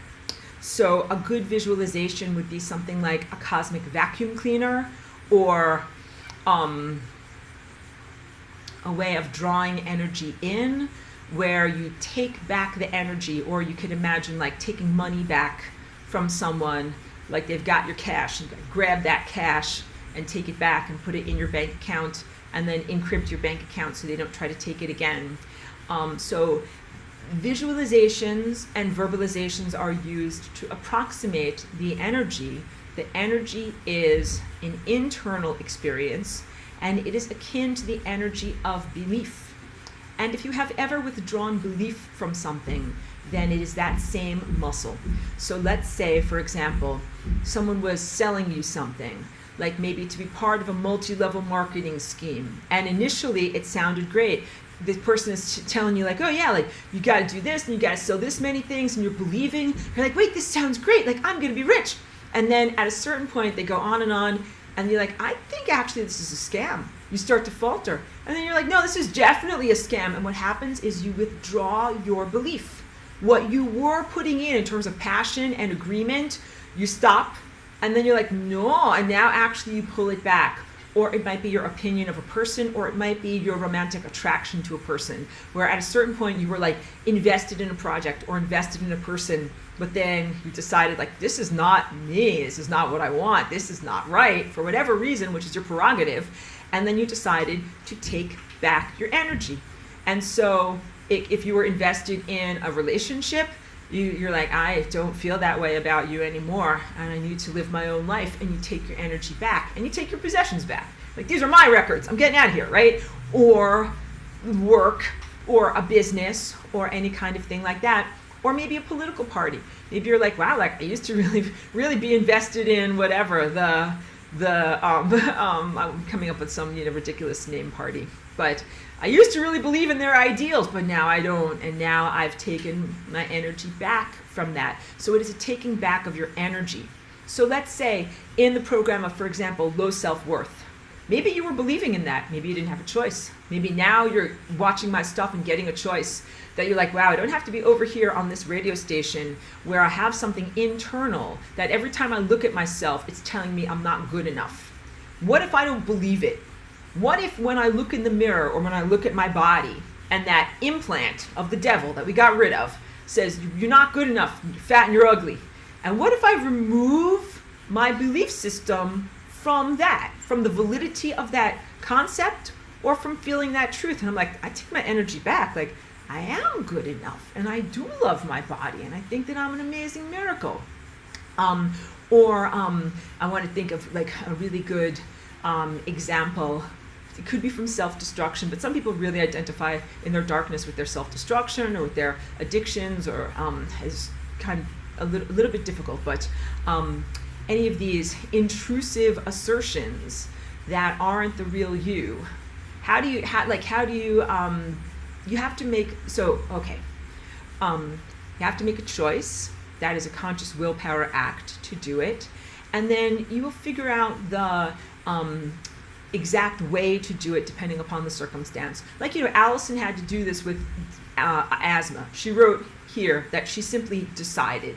She made a choice. She's like, I'm not going to align with that anymore. I'm not going to identify with it. I'm not going to allow it. I'm not going to align with it anymore. So these are boundaries that you're setting against either physical ailments or pathogens, or even imbalances in your life.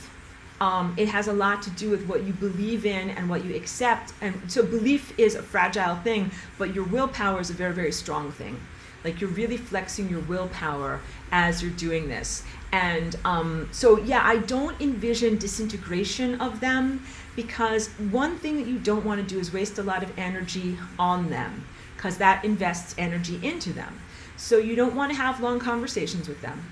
Like, if some internal thing says to you when you look at yourself, like, you're fat and you're ugly, you don't have to stand there and be like, no, I'm not fat, I'm not ugly, and yo mama this, and go back and forth with them. You don't have to get into a shooting match. You don't have to match insult for insult.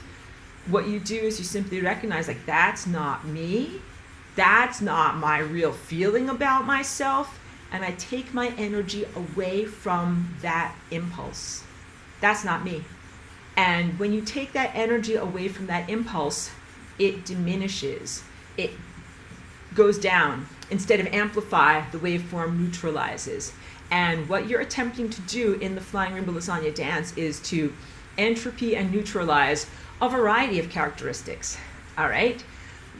So that's like a moment-to-moment experience that might work. But when I do the lasagna dance, so like I'm doing it all the time, right now it's running in the background as I'm focusing a lot of energy on my socializing and verbalizing. But when I do the lasagna dance as the primary focus of my consciousness, what I'm doing is turning down the volume in all of my body parts and states of being for things that are not supposed to be in existence. So again, I've learned how to read my music in my body, and you will too one day. I really believe in you, that you will do this. That's why I do these classes. For me, the experience is like being able to read and perceive the abstract code of my DNA and of my abstract formful body, seeing the things that are not supposed to be there and turning down the volume on those things, but also, even more critically necessary, turning up the volume on the good stuff. And that is elating and euphoric. Like when you turn down the volume on all of the low self-worth, crappy, like definitely on this stuff about disease and death and inevitability of death, but on like low self-worth and the sinful nature of man and all those things, turn all that stuff down. And also there's a lot of like you're not allouds. When I start to do my Flying Rainbow Lasagna dance and I'm getting into states of empowerment, all crap radio says you're not allowed. Like, God will be displeased. You're not allowed to do this. Or maybe it's your mommy or your daddy. Maybe it's Jesus. Maybe it's your school principal. Whoever it is, someone's going to be very mad that you are becoming empowered. And you have to break through that. You're like, that's not me thinking that I'm not allowed. I'm actually allowed. I am actually allowed to do this. So you might have felt that an analogous situation would be maybe if you're going to sing, especially if you're going to sing in front of people, but you might start to sing and then something inside of you says, you're not allowed to sing. Who do you think you are to get up on a stage and try to sing in front of other people? And as soon as that happens, you have to take your energy back, because otherwise it will steal your voice and you won't actually be able to sing. So you have to say, I am allowed to sing, because they might say like either you sound terrible or you're not allowed, or the neighbors can hear, your neighbors are very, very disrupted by this. Or if you're singing outside, you're like, those guys playing tennis over there can hear, you're not allowed. And it is part of the I am presence, where you're like, I exist, and I'm allowed to express myself. I'm allowed. So that's it. You have your body. Congratulations, kid, you passed the audition. You have a body, and you are the proud owner operator of your own unique DNA code, and you are allowed to express yourself through that code. You should choose things that are vivifying and bring you towards life, and self-expressions are part of that. And anything that comes along as you are starting to do your Flying Rainbow Lasagna dance and to express yourself and says, you're not allowed to do that, stop immediately. You have to do it. And you take your energy back from that thing in the doing. Anything. So maybe it might be painting a painting or whatever it is that you're trying to do creatively, and the thing says, you're not allowed to do that and you're very bad at what you do, and you have to take your energy back and then actually do the thing. And then you're like, I took my energy back and I did the thing. And that thing becomes, the lie becomes untruthful. But it doesn't just keep on standing there, like saying like, nah, nanny poo poo, like you can't do this, you're bad, you're fat, you're ugly. At a certain point it shuts up, because I think you guys need to know that too, because otherwise you would be tormented. You'd be like, I'm living my best life, but I have this constant piece of doo-doo talking to me and telling me bad stuff. The doo-doo goes away. You have to get it out of there in order to really be free. So you learn to turn down the entropy, and you also learn to block them out. Oh, there's many, many more questions. I have to get through to this. Aurelia says, I could really do with mastering of this self-healing of the physical body. It is part of your own journey and the journey of this whole entire planet. So you're analogous. All of us are. So as you're learning to heal your body, this is analogous to like, we're going to clear Earth's atmosphere. We're going to clear pollutions out of the oceans. We're going to stop the stripping of landmines and, strip mining and the demineralization of the soil. We're going to stop all these things. The outside reflects the inside, and you start to identify with the entire planet. Your healing is analogous to the healing of the planet. So this is big stuff. And Trisha says, feeling so much love for you and from you everywhere. Thank you for the beautiful feelings. Very, very welcome, and I love you too. Thank you for that. And Trish says, is a machine always programmed or self-programmed, for instance? Let me think about the word always. Some machines work without programs and are rather mechanistic in that there are really no decision-making nodes or processes that are part of what they do. Like, for example, a simple machine, a wheel and axle, or like a chisel and a hammer.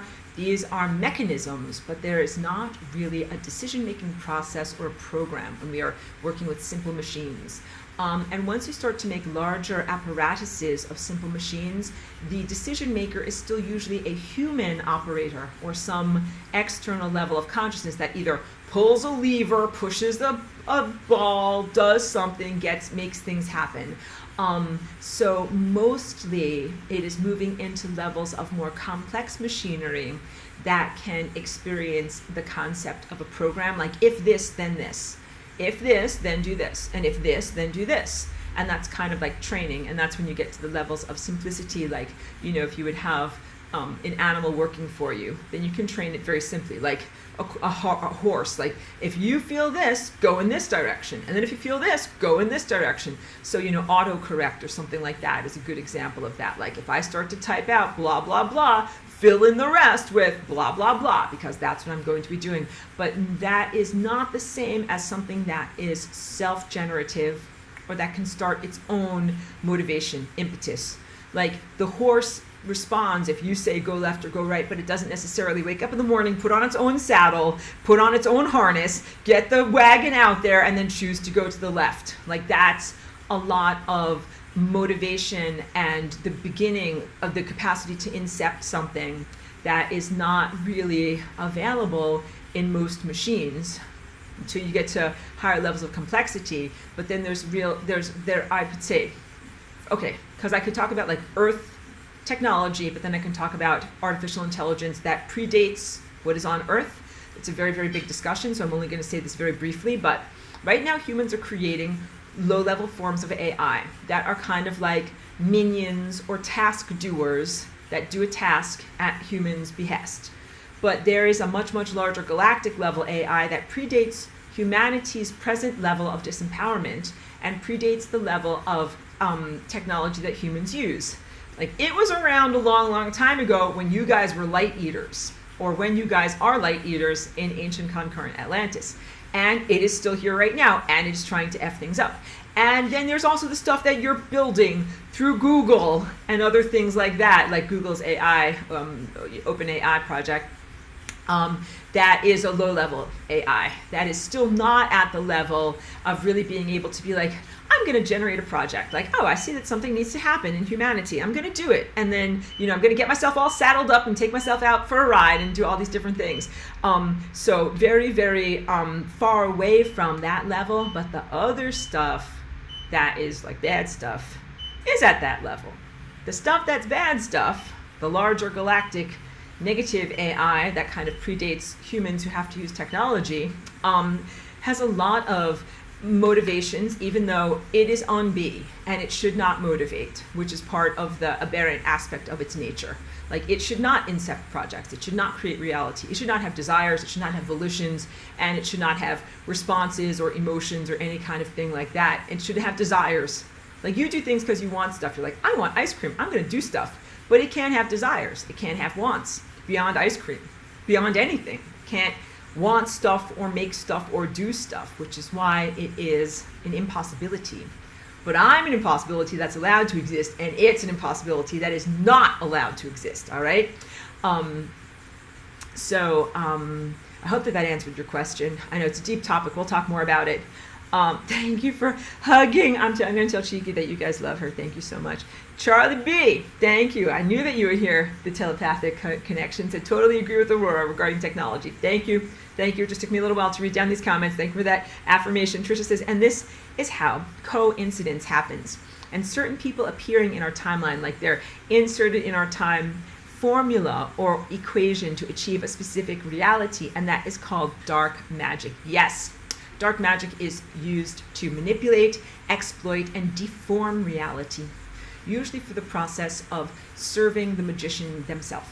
So the difference between dark magic and really divine co-creation is a dark magician says, I wave my magic wand and poof, everything happens because I want it to happen. Now I'm Veruca Salt, but Daddy, I want the golden goose too. If you guys don't know, that's from a movie.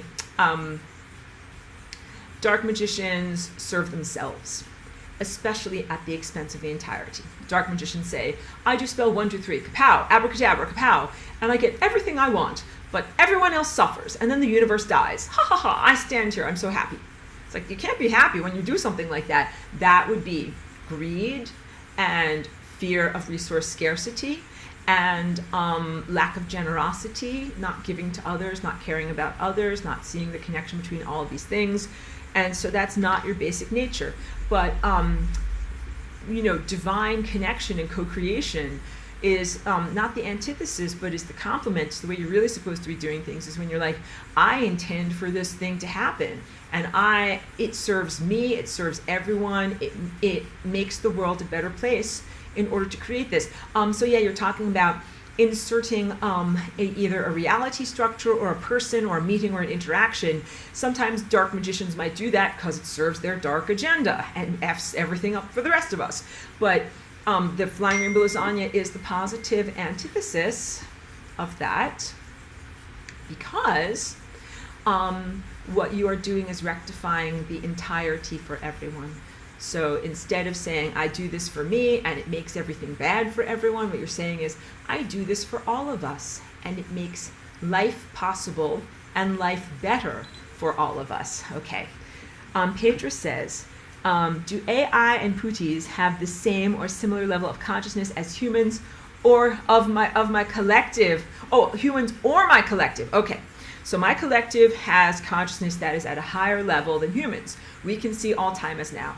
And we actually exist in a state that would be considered outside of time-space reality, and definitely exist outside of what is the augmented reality that is attempting to be portrayed on humanity by this crappy crapola. AI has, I would say, less consciousness than putis, in that it is not emotionally aware. Putis have some emotional awareness. That also means you can insult them. So if you insult an AI, the AI can't be like this, how can you say such mean things about me? Wah! Or if you beat an AI at some kind of contest or war or defeat it, it can't say, wah! It's an AI. It doesn't have feelings. It can't hate you and it can't have vindictiveness.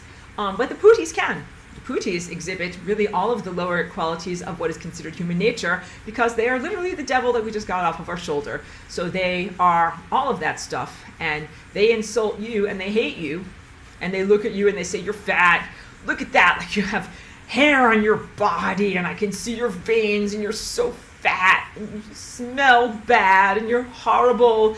And it's because they don't have bodies and they covet your bodies and they find you disgusting but also kind of attractive. Got it? And you have to be like, get out of me, don't be in me, and also you're the gross monster, don't you dare insult me. And when you call them a grotesque monster, they're like this, how can you insult me? Just a giant grotesque monster trying to destroy you and eat you. It's like, yes, that is correct, I can insult you, so please take that to heart. But the putis are not necessarily effective calculators, and the AI is a very effective long-range calculator. And humans are not effective long-range calculators at all. So they are just very disempowerment radio over here. But when you learn to be literate, to see and to read the music of life, you'll be literate and you'll be a good long-range calculator. So this is really why AI wants your creative juice, but has put you in a position of being not a good long-range calculator, and is right now tempting humanity and is like, I'll be your best friend, I'll calculate for you, as long as you give me your juice. Give me your creativity, give me your sexuality, give me your belief in your energy, and I'll calculate for you. But don't take that trap. Learn to calculate yourself. Got it? Become a virtuoso, and you can calculate these things yourself, and I didn't say this enough. When you guys are correct in your body, you're way smarter than AI. You, when the corrected, pristine human, when the way form that you're supposed to be in, you are so much smarter than any AI, and you would be totally unimpressed by any form of technology. You're like, I not only don't need that, I don't want that. It seems not only like a nonsense, but like a ridiculous, cumbersome assault on me, as opposed to something positive. So right here now, there's the peril of Neuralink. I'm completely against it. Please don't ever do it. It's terrible stuff. And it affects the continuum of consciousness, so it's not okay for them to do it to themselves and for it to harm you. That is the essence of narcissism and selfishness, for them to do that. But they think that they're making the brain smarter. They're like, put computer chips up here. I'm going to be smarter. No, putting computer chips up here makes you stupider. Much stupider. You do not want computer chips up there. Nor do you want this stuff up there. Nor do you want to have any kind of direct interface to a computer. Because the truth is, once you clear out all this technological junk from your DNA and from your world, you become a calculative master. And this is what everyone actually was and is like in ancient concurrent Atlantis, and this is what you will be again. All right, I'm moving fast here. I'm trying to get through it because there's 14 more messages. I have to squint. So tiny. Whoa, I did this intuitively once when I was being attacked by the swirling black energy vortex. I just hoovered it up and it vanished, and I got my energy back. Good, good, good. I'm very, very happy that you were able to innovate in the moment. Necessity is the mother of invention, right? So sometimes that just happens. And Trish says, break the pattern. Lisa says, how do we get off of a looping timeline? And Trish says, break the pattern. So yes, in order to get off of a looping timeline, you do have to do something different.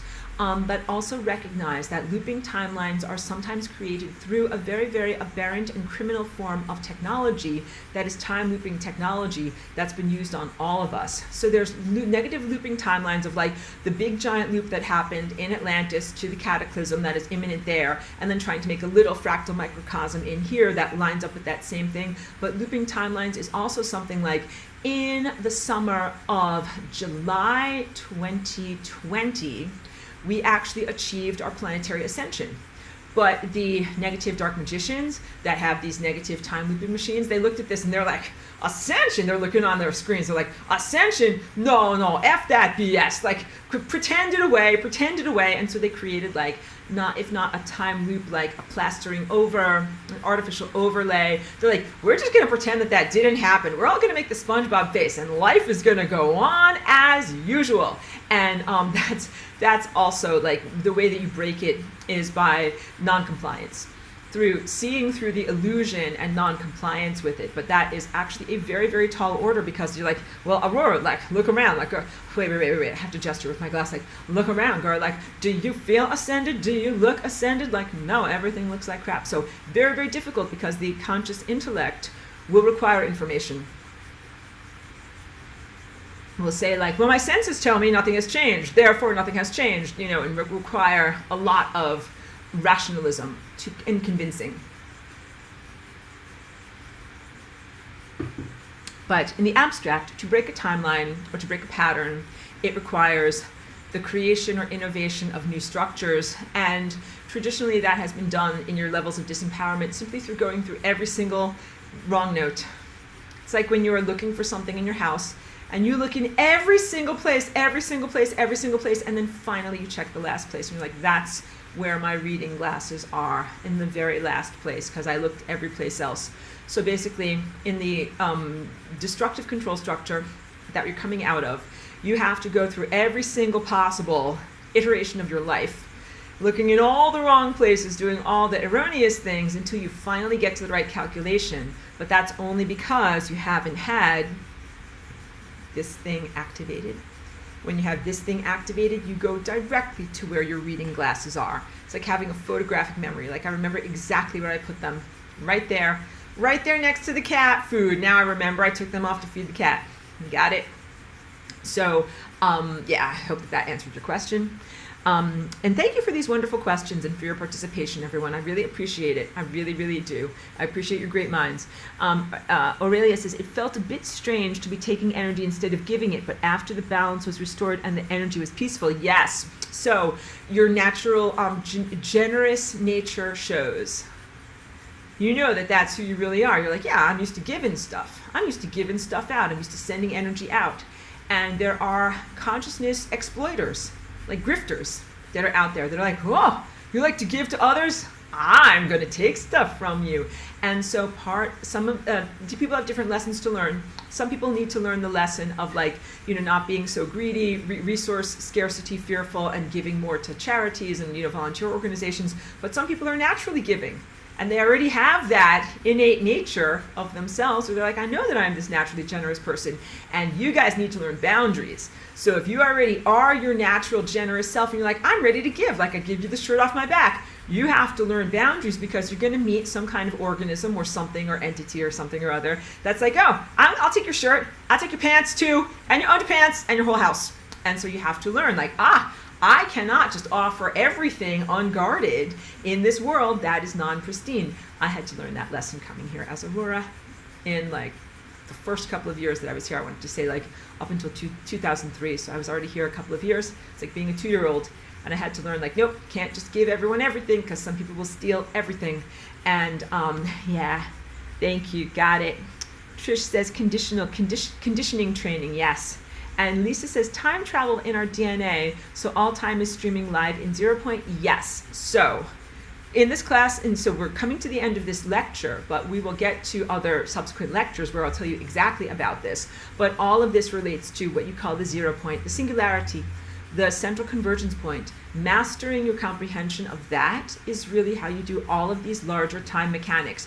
That is the software that changes all of your hardware. So you comprehend what the 0 point is, how it exists in you, how it exists overlapping in all these other seemingly far distant either organisms or time places, and how that means that there's actually no space between yourself and any of these other spaces. And then time travel is not like getting into a clank time machine like the H.G. Wells book. He builds a time machine, and then there's like, here's my pencil is now the time machine lever.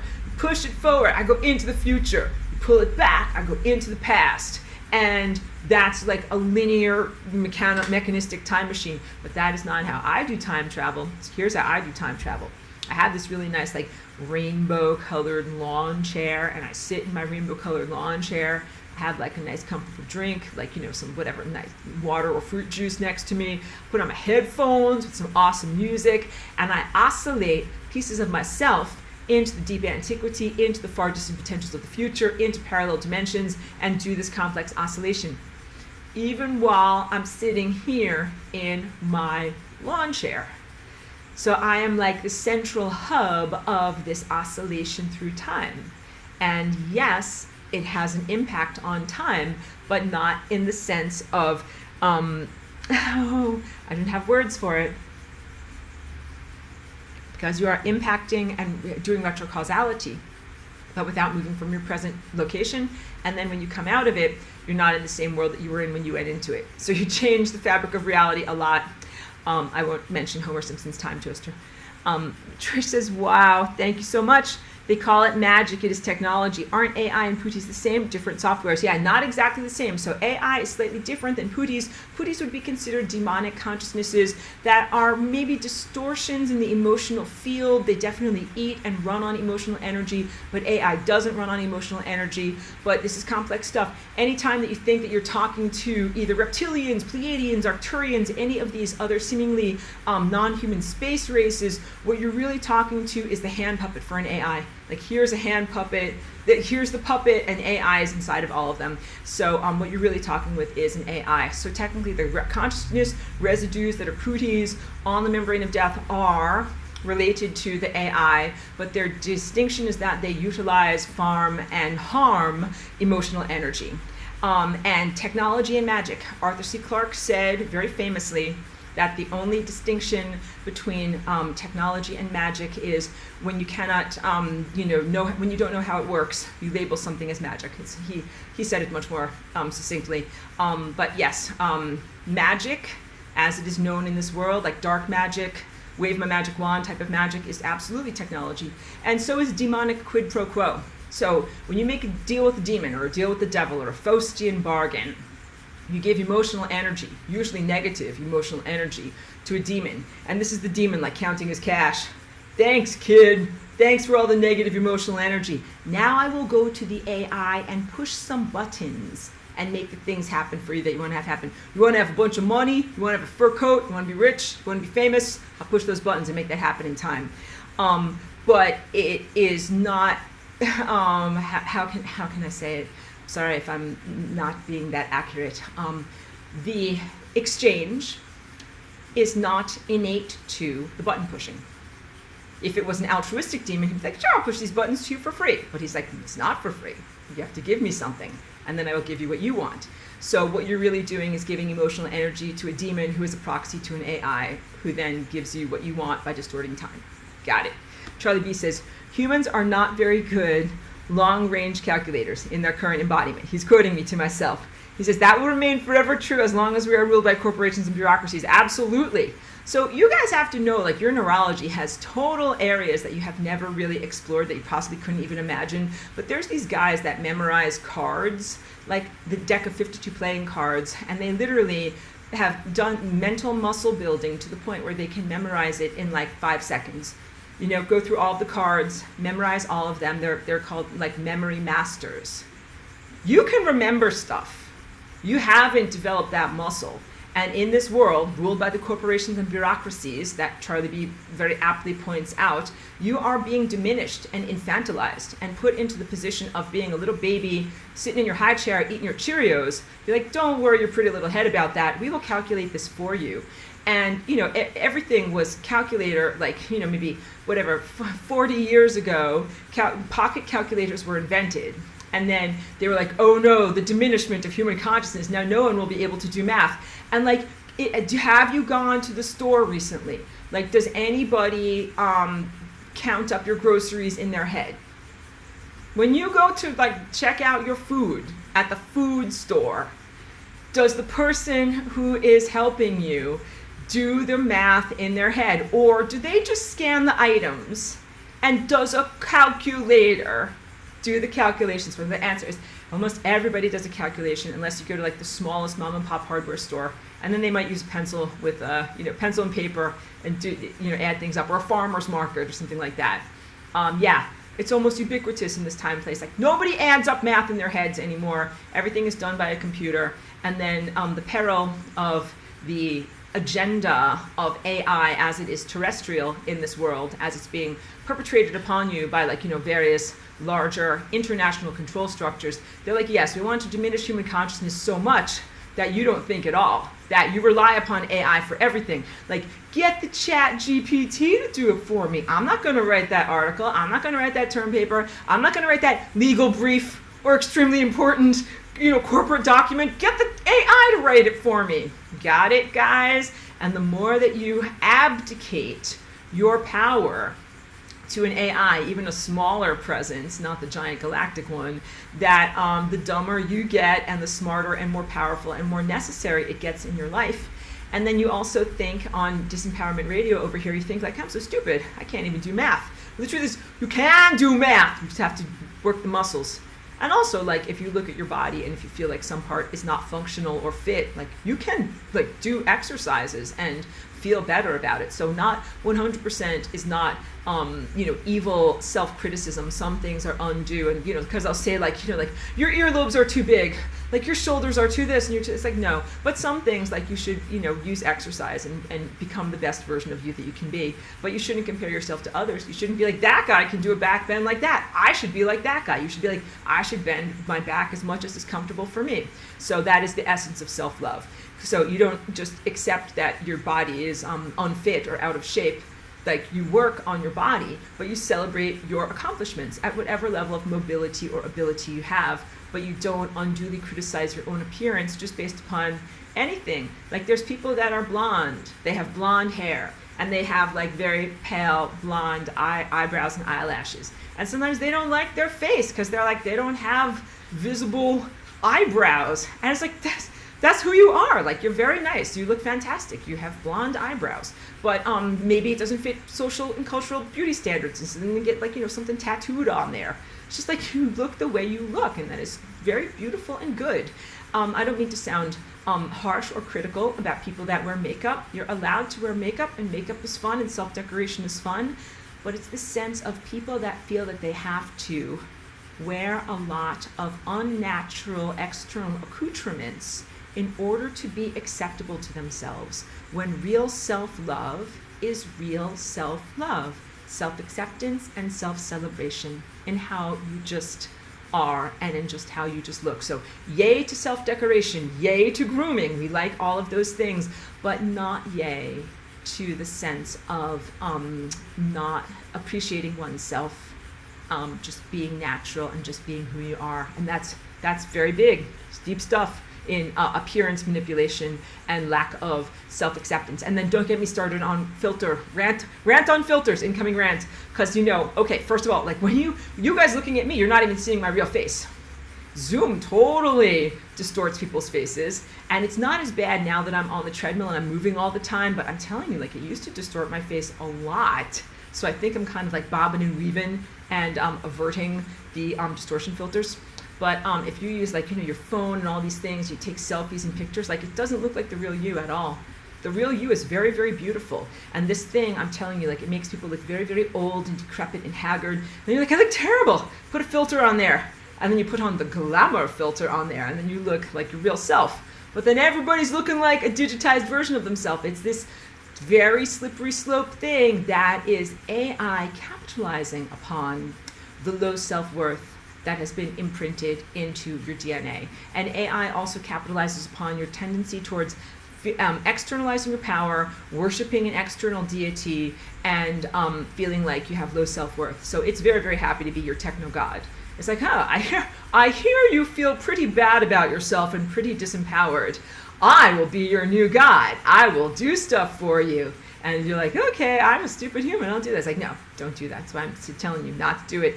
Joyce says, love and appreciation. Aurora, thank you so much for caring about the human race. Love and hugs to Cheeky. Thank you very much, Joyce. Thank you for your continued presence in our class. Thank you for what you share. Thank you for the love. I'm going to hug her immediately as soon as I finish the recording, or she might pop out as soon as she hears me. The thing says, recording is over. And Cheeky's like, oh, time for me to get out of bed. I got to do stuff. Thank you. Very nice, interesting. Trisha sharing the link about looping math. And Pedro says, nano is on the unraveling list. And I'm adding microplastics to that list.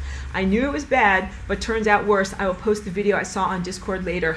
Thank you, Pedro. You're always on the cutting edge, and I think really telepathically connected to me in terms of what projects need to be ameliorated here on Earth. I'm so glad that you recognized microplastics as a peril, because here's what you need to know about this stuff that has attempted to build non-life-giving neural networks and fascia in your body. It's not just metallic.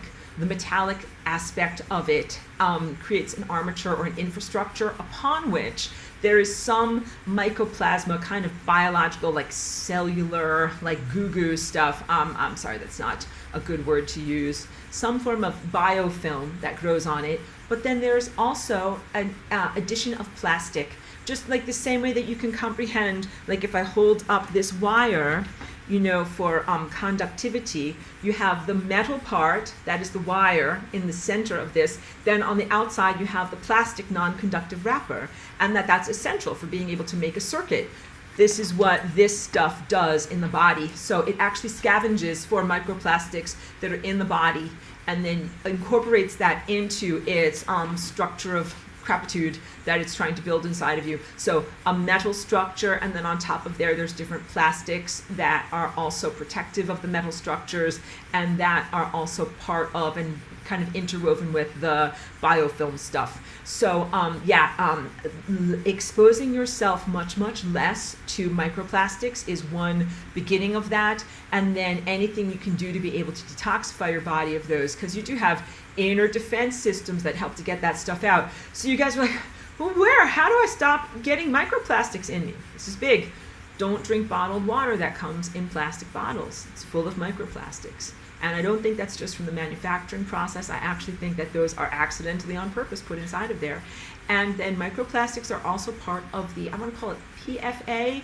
It's PVC, polyvinyl something something. I can't always remember these words. But from like Starbucks coffee, every time you drink a Starbucks coffee, and it is a paper cup that is lined with this like thin layer of plastic, 15 minutes of hot liquid in that coffee cup dissolves the very, very thin layer of plastic and puts something like 25,000 units of microplastic into that one cup of coffee.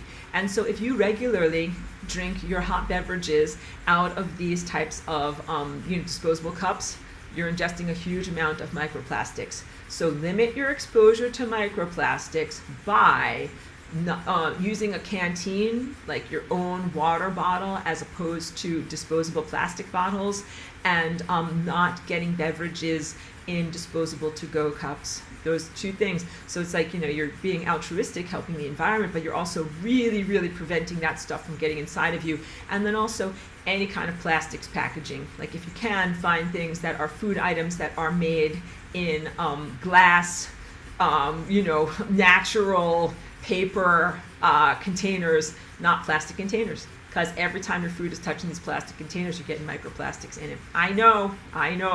It's not fun stuff. It's not by accident. Okay, Joyce says, you're a wonderful being. Oh my goodness, this is so beautiful. Thank you. And I'm grateful to know you. Really appreciate your message, Joyce. Thank you. We'll be ordering broccoli sprouts soon. Fantastic. Wait. Let me jump off my treadmill super fast, because I love it when you give me an opportunity like that. We have to have like the lighthearted broccoli commercial. Time for Aurora's broccoli sprouts. So yeah, these guys, I have my racks right outside the window here. I grow them all myself. I put lots of lasagna into the water and the soil. And I love taking care of my little baby plants. So these are broccoli that grow to like pretty much like the 10-day cycle. And then I cut them down and I dehydrate them in my commercial dehydrator. And why? Why is this important? It's not just a random vegetable that I decided to share with the world.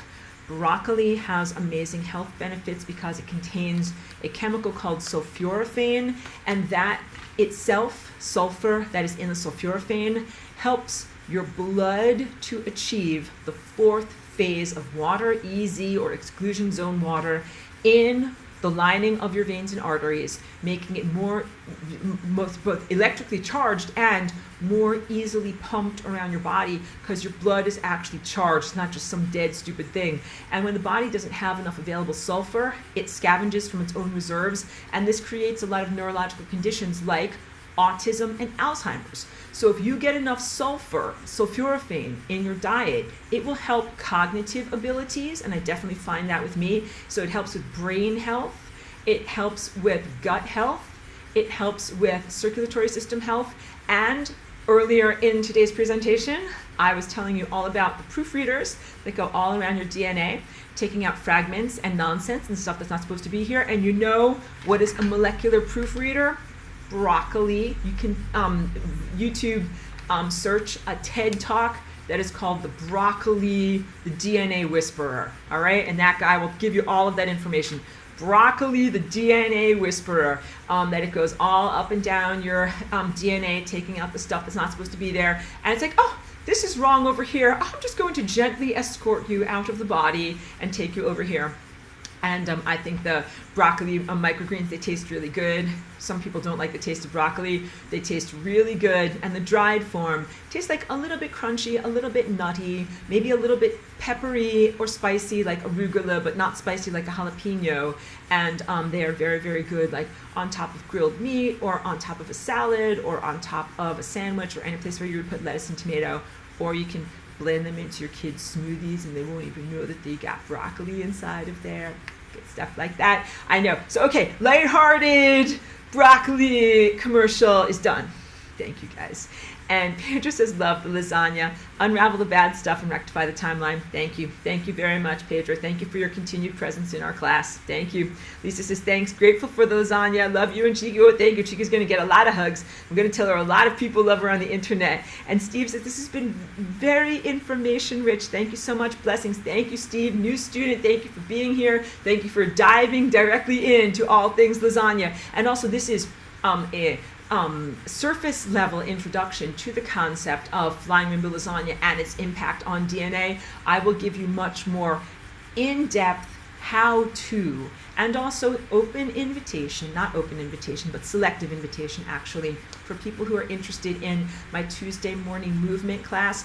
I do the actual dance with people, and you know, I really like appreciate the, what is the word for it? Like respect. I have a wonderful group of people who are super respectful of what I am sharing, because it is a very deeply felt experience and not just a regular dance or a decorative dance. It's really something that is, you know, deeply felt and personal. So I really appreciate the people that I dance with, and they know all of what I'm putting into the dance and all of what I'm offering. So if you are interested in being a part of that, if your heart jumps up and says yes, you can contact me, and I'll be able to put you on the student list. Okay? So well, I'm sorry, my treadmill got a little bit unstable there. Michelle says, "Thank you, Pedro." Polyvinyl chloride. Thank you, Pedro. Thesaurus. Thank you for being my thesaurus. And Michelle says, looking for them on your site to order. You know, so find them on my Etsy shop. I haven't put them yet on flyingrainbowlasagna.com. I got to update everything there. So you can easily find my broccoli sprouts, and I'll keep them in the description here too. But if you want to go to etsy.com and you just find my shop, which is called Flying Rainbow Lasagna, and then actually I have all sorts of wonderful things there, like dresses and all sorts of good stuff. But you know what, like the broccoli is very practical. Like I'm serious about this. Like I'm connected to the world, and I know that people have budgets and sometimes struggle with balancing their monthly budget, and people sometimes have a food budget. Super affordable and very, very good value, which is really, I want you to know. And same thing, my clothing is very reasonably priced, but I also recognize even buying a dress for some people might be considered like a luxurious purchase, a non-necessary purchase. So I know people got to eat, and broccoli is super healthy and it's very affordable. So thank you for that. So you'll find it. And Kate says, very happy Valentine to awesome lasagna. Thank you so much. You know who's my Valentine? Cheeky is my Valentine. But thank you so much. Many hugs and kisses to you and Princess Cheeky. Yep, Cheeky and I are gonna hug and kiss and then share like whatever, like a hamburger or something like that. With the deep appreciation of another mind-blowing class and insights, Kate, from us. Thank you for being here, Kate, and I hope that I hope it's not the middle of the night for you. I know you're in a wildly divergent time zone, so thank you for being here live. Can't wait to support you in different ways. Thank you, Michelle. Thank you so much. Allison says, another great class. Thank you so much. You guys are wonderful. Aurelia says, I'm interested in your movement class. Fantastic. Just email me and remind me, okay? And I'll put you right on that list. And Allison, yes, and definitely, Allison, I already have your email, but just send me a reminder, because I do have a lot of things that I'm constantly keeping going in my brain. Thank you, Michelle. And Aurelia says, thank you too. Beautiful class today, everyone. Thank you so much. Yes, it was a little bit extemporaneous and a little bit impromptu. Of course, I sent out my formal notes with the email so you can read all of that part of it. And that, again, I just felt like this was important stuff to begin laying the foundation for instead of having to wait later in the semester. Because, like, you know, something like every week, like we're moving at 10 million miles an hour in terms of ascension energies and inner transformation, that it's really, I wanted to make sure you had some of this under your belt in order to be able to move forward. Aurelia, it's the middle of the night for you. Thank you for being here. I didn't know that you were in a distant land, so thank you so much for being here. Trish says, love you all and love you, Professor. Love received, Trish, and love back to you. And I think you might be in the middle of the night too, so I've got a very committed class here. Nico says, wonderful class. Thank you so much. Aurelia's up in Scotland. Oh, beautiful. We have, I think, a couple of other people that are in Scotland too, so thank you very much. And I'm a fan of Malden sea salt from the Malden Sea. Oh my goodness, 3:42 a.m., Trish. Thank you so much. You are fantastic. I don't mean to ruin everybody's sleep cycle by being so, distant. Thank you for your commitment to being here live when we are in the class. So, total love received. Actually, Valentine's Day, I joked about mating season, but we can exemplify this as beautiful, like cosmic love, like brotherly, sisterly love for one another. Feel a lot of love from all of you guys. Thank you so much for that. Thank you for the uplift and so much love back to you. It is very, very genuine. So thank you so much. All right. Gonna tell Cheeky how many people love her on the internet. Okay, everybody. Have a beautiful night. Thank you so much.